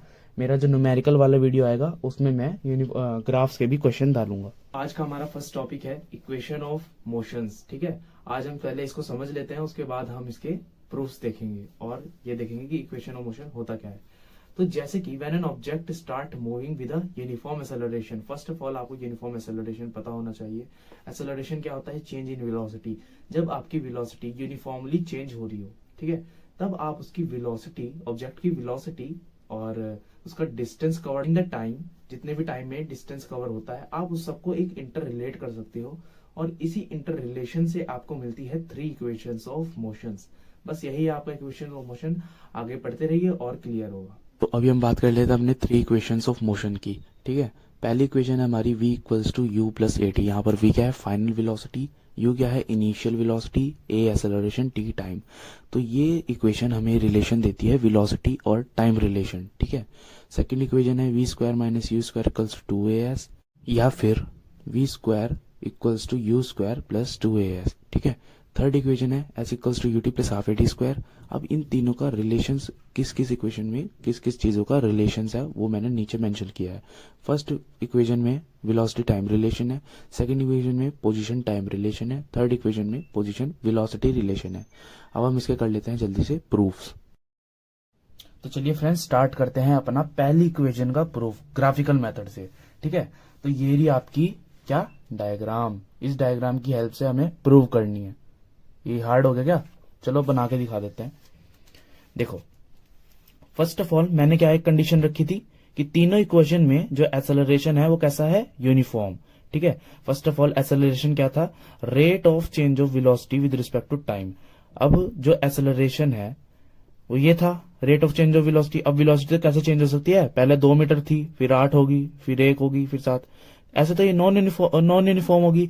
यूनिफॉर्म का मतलब क्या होता है? एक सीक्वेंस वाइज, मतलब पहले 2 थी तो बाद में 4 होनी चाहिए, फिर 6, फिर 8। देखो 2-2 से बढ़ रही है ना वेलोसिटी, 2-2 मीटर से चेंज हो रही है ना, 2-2 मीटर पर सेकंड से। इसी तरीके से स्टार्ट करना है, ठीक है। यूनिफॉर्म एक्सेलरेशन का ग्राफ कैसे बनता है ये भी देख लो। यूनिफॉर्म एक्सेलरेशन जब होगा ऐसे बनेगा उसका ग्राफ, ठीक है। ये समझ नहीं आया? अगर समझ नहीं आया तो आप जाकर पहला पार्ट देखो, ठीक है।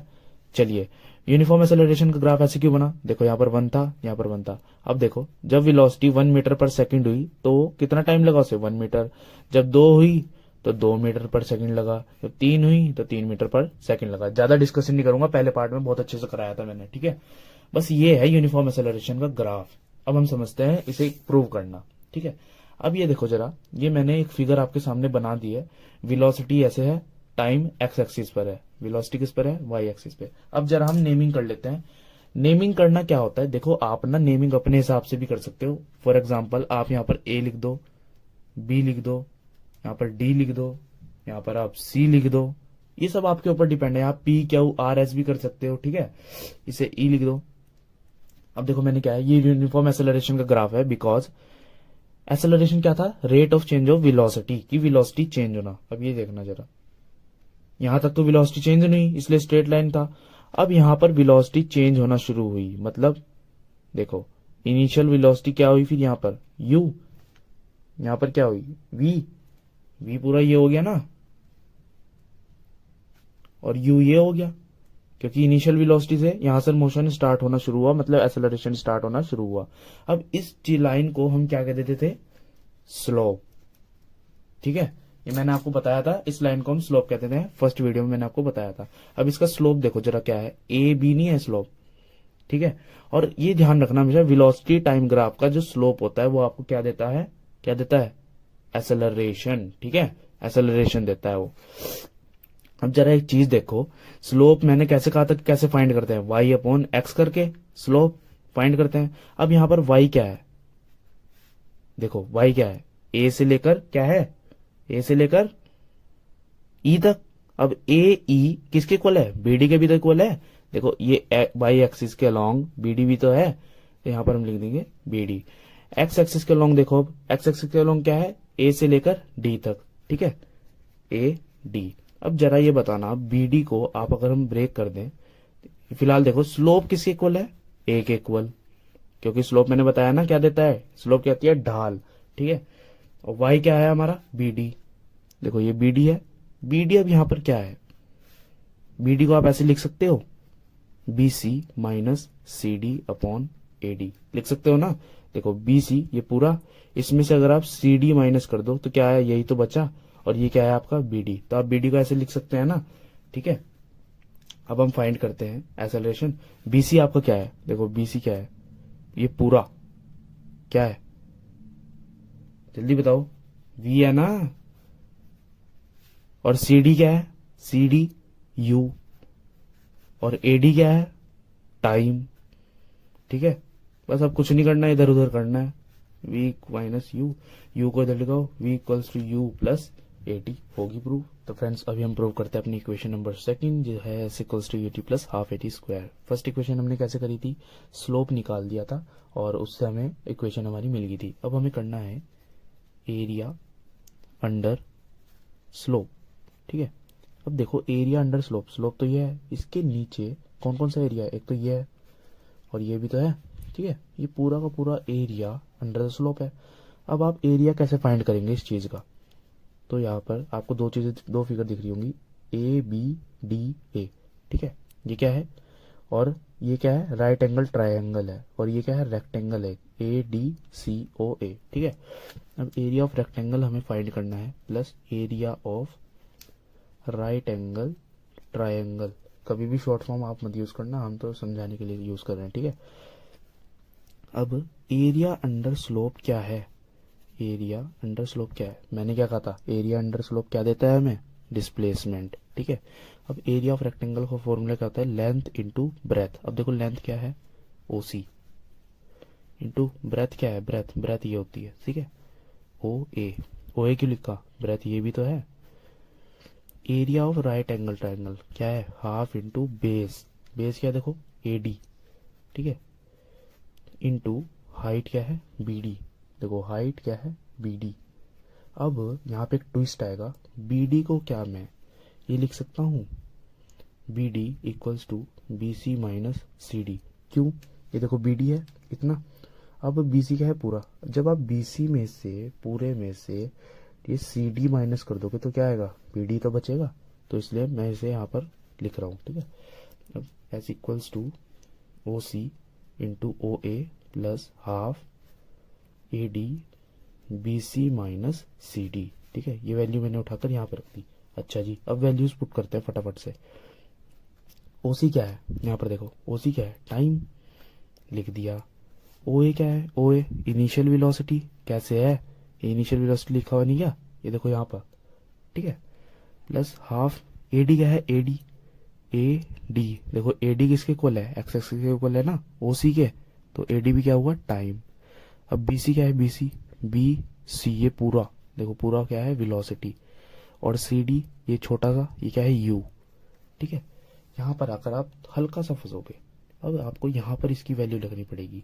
आपने फर्स्ट इक्वेशन जब मैंने पढ़ाई थी वो क्या आए थे, V equals to U plus AT, ठीक है। तो यहाँ से आप V माइनस यू की वैल्यू निकाल सकते, AT आएगी ना, V माइनस यू की वैल्यू, ये चीज यहाँ पर पुट कर दो, UT हो जाएगा ये हाफ T इंटू AT, ठीक है, खत्म क्वेश्चन। यहाँ पर ऐसे साइन लगा देना, ये वेक्टर क्वांटिटी होती है ना, UT plus half AT square to displacement, आपकी सेकंड इक्वेशन भी प्रूफ होगी। अब हम करते हैं प्रूफ अपनी थर्ड इक्वेशन का, जो कि है 2AS equals to V square minus U square. ये कैसे करेंगे, ये भी ऐसे ही होगा सेकंड की तरह, एरिया अंडर स्लोप क्या था, क्या देता था, area under VT slope, acceleration देता था ना, एक्सेलरेशन देता था, गधो डिस्प्लेसमेंट देता था, ठीक है, मुंडी हिला दिया करो बस। सो एक्सेलरेशन के, अब यहाँ पे डिस्प्लेसमेंट क्या है पूरा, OABC, ठीक है, एरिया ऑफ OABC हमें फाइंड करना है। अब ध्यान से देखो, ये जो फिगर है मैं यहाँ पर बनाता हूँ, ये कैसा लग रहा है, एक ट्रेपीजियम लग रहा है ना, तो एरिया अंडर स्लोप क्या हो गया, एरिया ऑफ ट्रेपीजियम, ठीक है। ट्रेपीजियम का फॉर्मूला क्या है, half into sum of parallel sides into base या फिर हाइट, ठीक है। तो एरिया अंडर ट्रेपीजियम क्या देता था, एस यहाँ पर लिख दो, half sum of parallel side. अब ये देखो पैरेलल साइड कौन सी है, ये और यही तो है पैरेलल, ये और ये पैरेलल तो लग नहीं रही, पैरेलल क्या होती है, जो सेम डायरेक्शन में एकदम स्ट्रेट, ठीक है। तो BC प्लस OA, ठीक है, यहाँ पर लिख दो BC प्लस OA, ठीक है। अब OC क्या है, यहाँ पर बेस मैंने कहा था, ये OC बेस तो यही है ना इसका, OC क्या है तुम्हारा, टाइम है वैसे तो, आगे हम वैल्यूज पुट करेंगे। S B C plus O A, मतलब बी सी क्या है वी, ओ ए क्या है यू प्लस यू, ओ सी क्या है ओ सी टाइम, ठीक है। अब यहाँ पर एक और ट्विस्ट, वी प्लस यू की वैल्यू निकालोगे या टी की, जल्दी बताओ। वी प्लस यू की तो निकाल ही नहीं सकते, इक्वेशन लिखो यहाँ पर, V equals to U plus A T, ये इक्वेशन थी। इधर ले जाओगे तो माइनस हो जाएगा, या तो इससे ले जाओ तब भी माइनस ही होगा। तो आप क्या करो, टी की वैल्यू निकालो, वी माइनस यू। अब टी जब इसे आप इधर ले जाओगे तो ये बचेगा ए टी। अब ए टी में से जब ये नीचे जाएगा, ये डिवाइड में जाएगा ना, ये बचा, वैल्यू उठाकर टी की यहाँ पर रख दो, H equals to half V plus U, T की वैल्यू क्या है V minus U by A. अब यहाँ पर एक और आइडेंटिटी लगेगी, देखो कौन सी, A square minus B square की आइडेंटिटी क्या होती है, A plus B A minus B. अब कुछ ऐसा नजर नहीं आ रहा आपको यहाँ पर, v plus u v minus u, देखो a plus B A minus b, v plus u v minus u, ठीक है। इसकी यूज करके हम यहाँ पर इसको बांध देंगे, v square minus you square, a को मत भूल जाना गलती से, ठीक है। अब क्या करना है आपको, टू को और ए को इधर भेज दो, two A S equals to V square minus you square. अगर आपका मैथ्स का बेसिक वीक है तो बता दिया करो, मैं थोड़ा खोल खोल कर करूंगा, ठीक है। चलिए देखो थर्ड इक्वेशन भी आपकी प्रूव होगी। अब करते हैं बढ़िया बढ़िया क्वेश्चन। तो चलिए स्टार्ट करते हैं क्वेश्चन। क्वेश्चन पढ़ता हूँ, the brakes applied to a car, मतलब एक कार है वो चल रही होगी तभी तो ब्रेक मारे, कार चल रही थी, उसने ब्रेक मारे और एक्सेलरेशन प्रोड्यूस हो गया, मतलब चेंज इन वेलोसिटी प्रोड्यूस होगी 6 मीटर पर सेकंड स्क्वायर, हमेशा यूनिट याद रखना, ठीक है। In opposite direction of motion, जब आप ब्रेक मारते हो ऐसा तो है नहीं कि आपकी गाड़ी एकदम वहीं रुक गई, थोड़ा आगे चलती है ना, घिसकती है, तो मतलब एक्सेलरेशन क्या था वो नेगेटिव जाएगा, बिकॉज वो अपोजिट डायरेक्शन में हो रहा है ना मोशन के। मान लो एक्सेलरेशन क्या होता है, rate of change of velocity, अब वो चाहे वेलोसिटी बढ़े या फिर घटे, चेंज तो हो रहा है। इस तरीके से यहाँ वेलोसिटी घटना नहीं शुरू हो जाएगी, इसलिए नेगेटिव का एक्सेलरेशन है, ठीक है। If the car takes 2 second, उसने 2 सेकंड लिए आफ्टर द ब्रेक अप्लाइज, मतलब रुकने के लिए उसने 2 सेकंड लिए जैसे उसने ब्रेक मारे। कैलकुलेट द डिस्टेंस ट्रेवल, मतलब जैसे उसने ब्रेक मारे ना उसके बाद कितना उसने डिस्टेंस ट्रेवल कर लिया ये बताओ। अच्छा जी, फर्स्ट ऑफ ऑल हम लिख लेते हैं डिटेल, क्या क्या गिवन है। ए गिवन है हमें, एक्सेलरेशन कितना था 6 metre per second square minus का, ठीक है। अब टाइम गिवन है 2s, और क्या गिवन है, अब देखो फाइनल वेलोसिटी भी तो गिवन है u, यहाँ पर इनिशियल जीरो नहीं थी, यहाँ पर फाइनल जीरो है।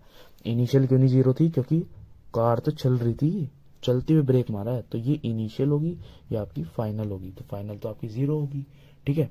अब हम बात करते हैं, अब हमें क्या फाइंड करना है, ये क्या कहते हैं डिस्टेंस, ठीक है। अब बताओ कौन सी इक्वेशन लगाओगे, जल्दी बताओ। इसमें लगेंगी 2 इक्वेशन, ठीक है, ये वाली v equals to U plus A T, ठीक है। क्यों लगी है, क्योंकि आपको देखो v गिवन है और आपको टाइम भी गिवन है, एक्सेलरेशन भी गिवन है। आप यहां से u फाइंड कर सकते हो कि कितनी स्पीड से चल रहा था, इनिशियल वेलोसिटी। चलिए v क्या है आपका 0, u पता नहीं, एक्सेलरेशन क्या है -6 और टाइम क्या है 2 सेकेंड्स। तो u को जब आप उधर ले जाओगे नेगेटिव का हो जाएगा, तो 6 2 12 माइनस का नेगेटिव से नेगेटिव कटा, u आपका कितना आ गया 12 आ गया, ठीक है। अब हम बात करते हैं, u तो 12 आ गया। अब एक और इक्वेशन आपको लगानी पड़ेगी, h equals to U T plus half A T square, ठीक है। अब आपको डिस्टेंस फाइंड करना था ना, और आपको वेलोसिटीज पता है, एक्सेलरेशन भी पता है, टाइम भी पता है, कुछ नहीं करना, वैल्यूज पुट करो फटाफट से। एस पता नहीं था, कुछ नहीं, यू आपने निकाल लिया 12, हाफ ए कितना है -6 और टी कितना है 2 और इसका स्क्वायर हो रहा है तो 2 का स्क्वायर 4, ठीक है। कटिंग शटिंग कर दो, 2 2 4, ठीक है। 12 और 6 2 12 नेगेटिव का। अच्छा जी, बताओ कहाँ गलती करी, जल्दी बताओ, जल्दी जल्दी जल्दी जल्दी, टाइम तो रखा ही नहीं, समझे, छोटी मोटी गलती होती रहती है तो ध्यान करो। अब ये क्या आएगी, यूनिट, यूनिट आएगी इसकी मीटर, क्योंकि आप डिस्टेंस निकाल रहे हो, ठीक है। तो जैसे उसने ब्रेक मारे वो 12 मीटर चला। तो सेकंड क्वेश्चन करते हैं, एक कार है एक्सेलरेट करती है यूनिफॉर्मली, यूनिफॉर्म कह दिया यहाँ पे, ठीक है, यूनिफॉर्मली एक कार थी वो एक्सेलरेट करना शुरू हुई, मतलब उसकी जो वेलोसिटी थी वो चेंज होना शुरू हुई, कितनी होगी 18 किलोमीटर पर आवर से वो हो गई कितनी 36 किलोमीटर पर आवर, इसकी फाइनल है। तो फाइनल वेलोसिटी वी आती है और ये होती है आपकी 18 kilometre per our initial velocity, ठीक है। कितने सेकंड में टाइम क्या दिया, 5 सेकंड लगे। अच्छा, calculate the acceleration, acceleration find करो। ओहो कितना बेकार क्वेश्चन है ये, सस्ता सा, ठीक है। और क्या फाइंड करना है आपको, एक्सेलरेशन फाइंड करना है और distance covered by the car at that time, मतलब डिस्टेंस आपको फाइंड करना है। एक्सेलरेशन का फॉर्मूला लगाओ यार, v minus U by T. v क्या है तुम्हारा, जल्दी बोलो जल्दी बोलो जल्दी बोलो, 18 है, 36 है, माइनस 18 अपॉन टाइम 5 सेकेंड। एकदम ना विश्वास न कर लिया करो, ठीक है, क्वेश्चन पुटअप करना सीख लो। तो 36 माइनस क्या, जल्दी बोलो, 18 कितना हो गया,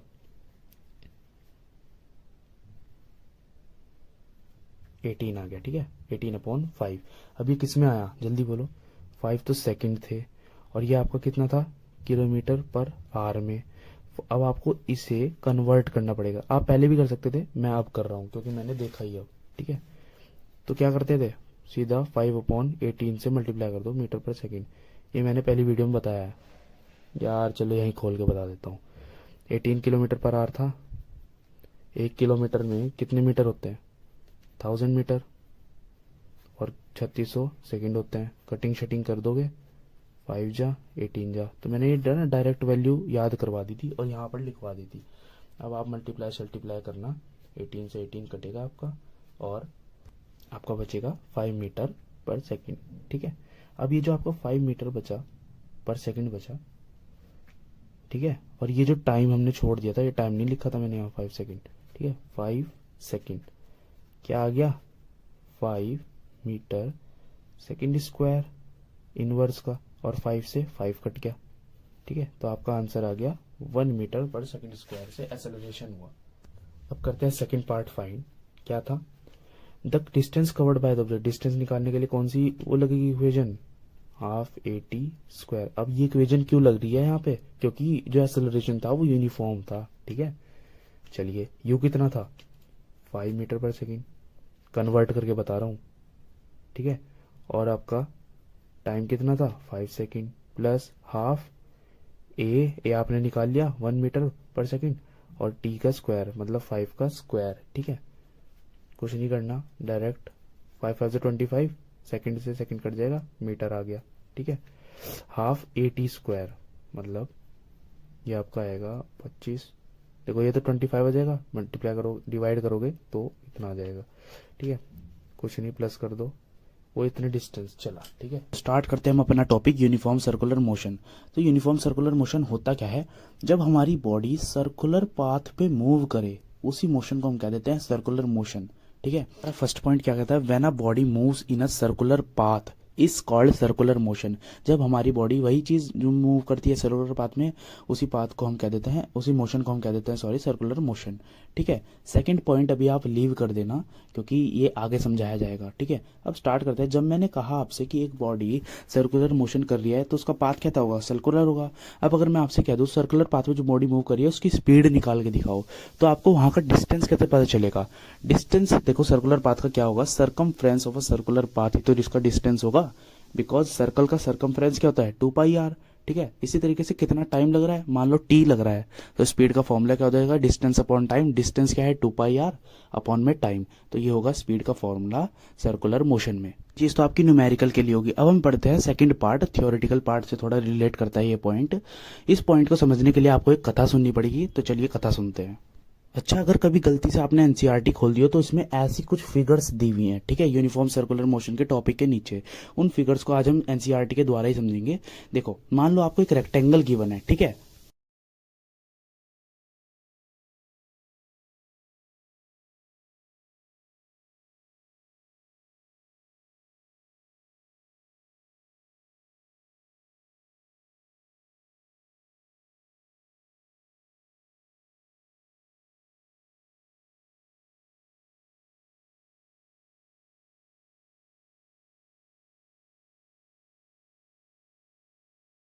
अब इसमें अगर मैं आपसे कहता हूं कि एक ऑब्जेक्ट ए से बी चला, ठीक है, फिर उसे बी से सी जाने के लिए अपनी डायरेक्शन चेंज करनी पड़ रही है ना, ठीक है, डायरेक्शन चेंज करनी पड़ी।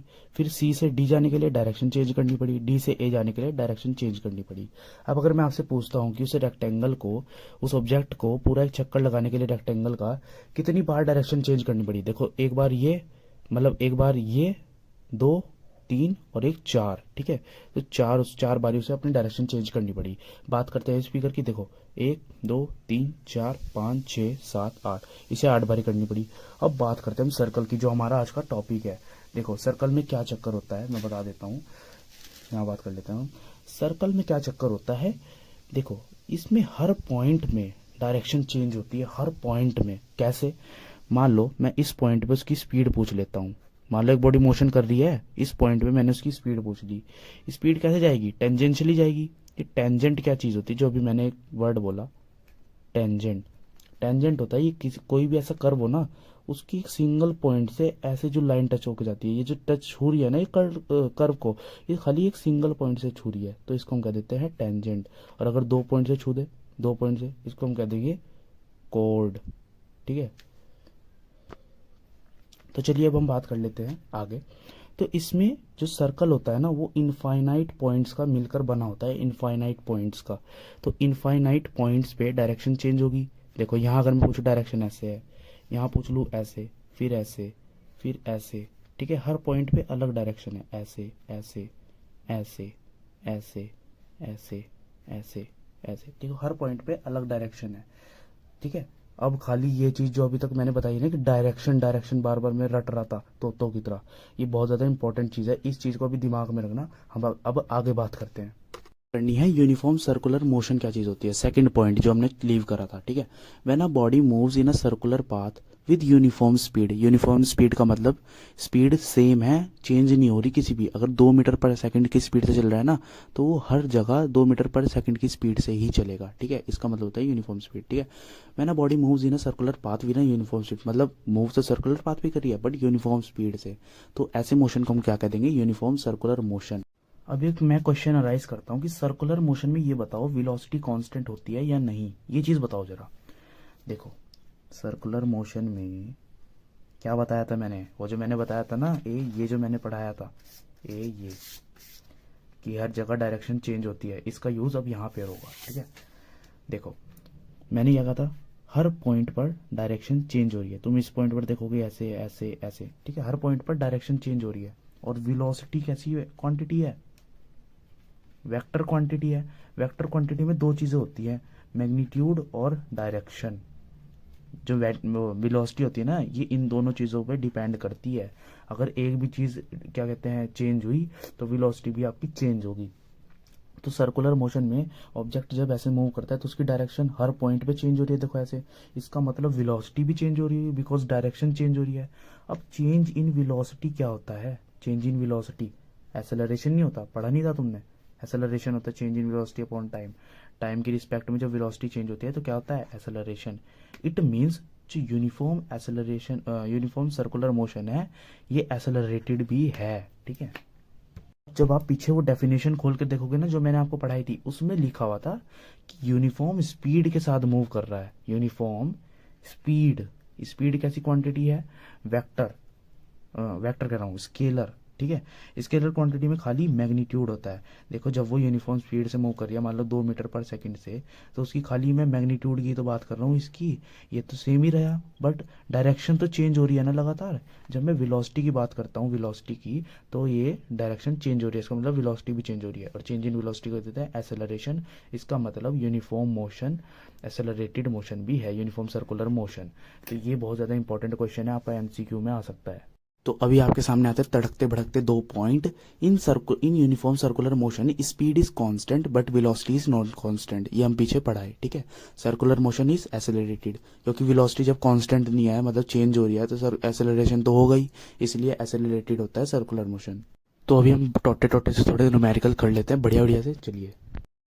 तो चलिए स्टार्ट करते हैं अपना क्वेश्चन। क्वेश्चन देखो क्या है, अ साइकिलिस्ट, एक साइकिलिस्ट है, goes around a circular track, मतलब एक साइकिल वाला है और वो चक्कर मार रहा है साइकिल से सर्कुलर ट्रैक पे, ठीक है। एवरी 1 से 2 मिनट्स, मतलब 2 मिनट में एक राउंड मार रहा है वो, एक राउंड, ठीक है, ठीक है। और जो इसका रेडियस है ना सर्कुलर ट्रैक का वो क्या है 105 मीटर, मतलब आर भी दे दिया भाई आपको 105 मीटर, और आपको टाइम भी मिल गया 2 मिनट्स। ठीक है, 2 मिनट्स आपको टाइम भी मिल गया। इन्होंने कहा कैलकुलेट हिज स्पीड, मैंने शुरुआत में बता दिया था स्पीड कैसे निकालते हैं। देखो 2πr/t, ये 2π के आर क्यों आया, बिकॉज सर्कल का ये जो सरकमफ्रेंस है यही तो लेंगे, सर्कल का सरकमफ्रेंस क्या होता है 2πr और अपॉन टाइम। देखो 2π की वैल्यू आपको गिवन है, देखो क्वेश्चन में पढ़ो 22/7। ठीक है, आर कितना है आपका 105 मीटर। अब टाइम कितना है आपका 2 मिनट है, मिनट। ठीक है, इसे 60 में सेकंड में कन्वर्ट करो तो 60 से मल्टीप्लाई करना पड़ेगा, तब यहाँ पे आएगा सेकंड, मिनट हट जाएगा। ठीक है, इंटू 60। अब आप क्या कहते हैं कैलकुलेशन यहीं पे कर दीजिए।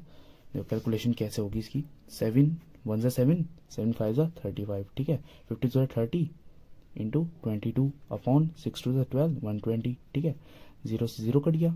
चलिए 3 2 ज़ा 6 66/12, इसका कटिंग करके आपका आ जाएगा 5.5 मीटर पर क्या सेकंड, बिकॉज स्पीड निकाल रहे हैं। ठीक है, चलिए ये इसका आंसर है, खत्म क्वेश्चन। तो चलिए करते हैं नेक्स्ट क्वेश्चन। एक आर्टिफिशियल सैटेलाइट है, an artificial satellite is moving in a circular orbit, मतलब ऑर्बिट ऐसी ऑफ रेडियस, रेडियस दो कितना बड़ा दे दिया 42250 किलोमीटर, इतना रेडियस है उस ऑर्बिट का है। Calculate is speed if it takes 24 hours, मतलब टाइम कितना दे दिया 24 hours to revolve around the earth, मतलब ये अर्थ होगी मान लो, to revolve around the earth का चक्कर लगाने में से कितनी स्पीड से वो मूव कर रहा है। ठीक है, स्पीड का formula distance upon time, distance आपको पता है 2πr बिकॉज सर्कुलर है ऑर्बिट, और टाइम आपको गिवन है 24 आवर्स।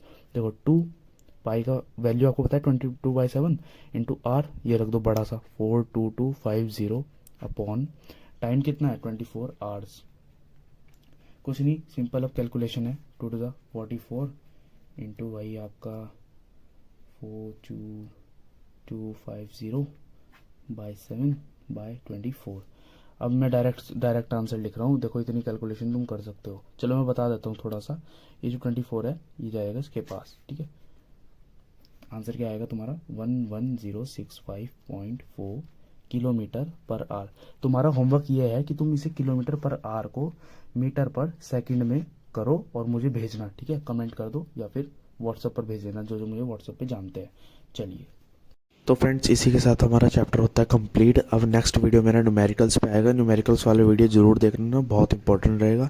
चलिए, thank you so much for watching, bye.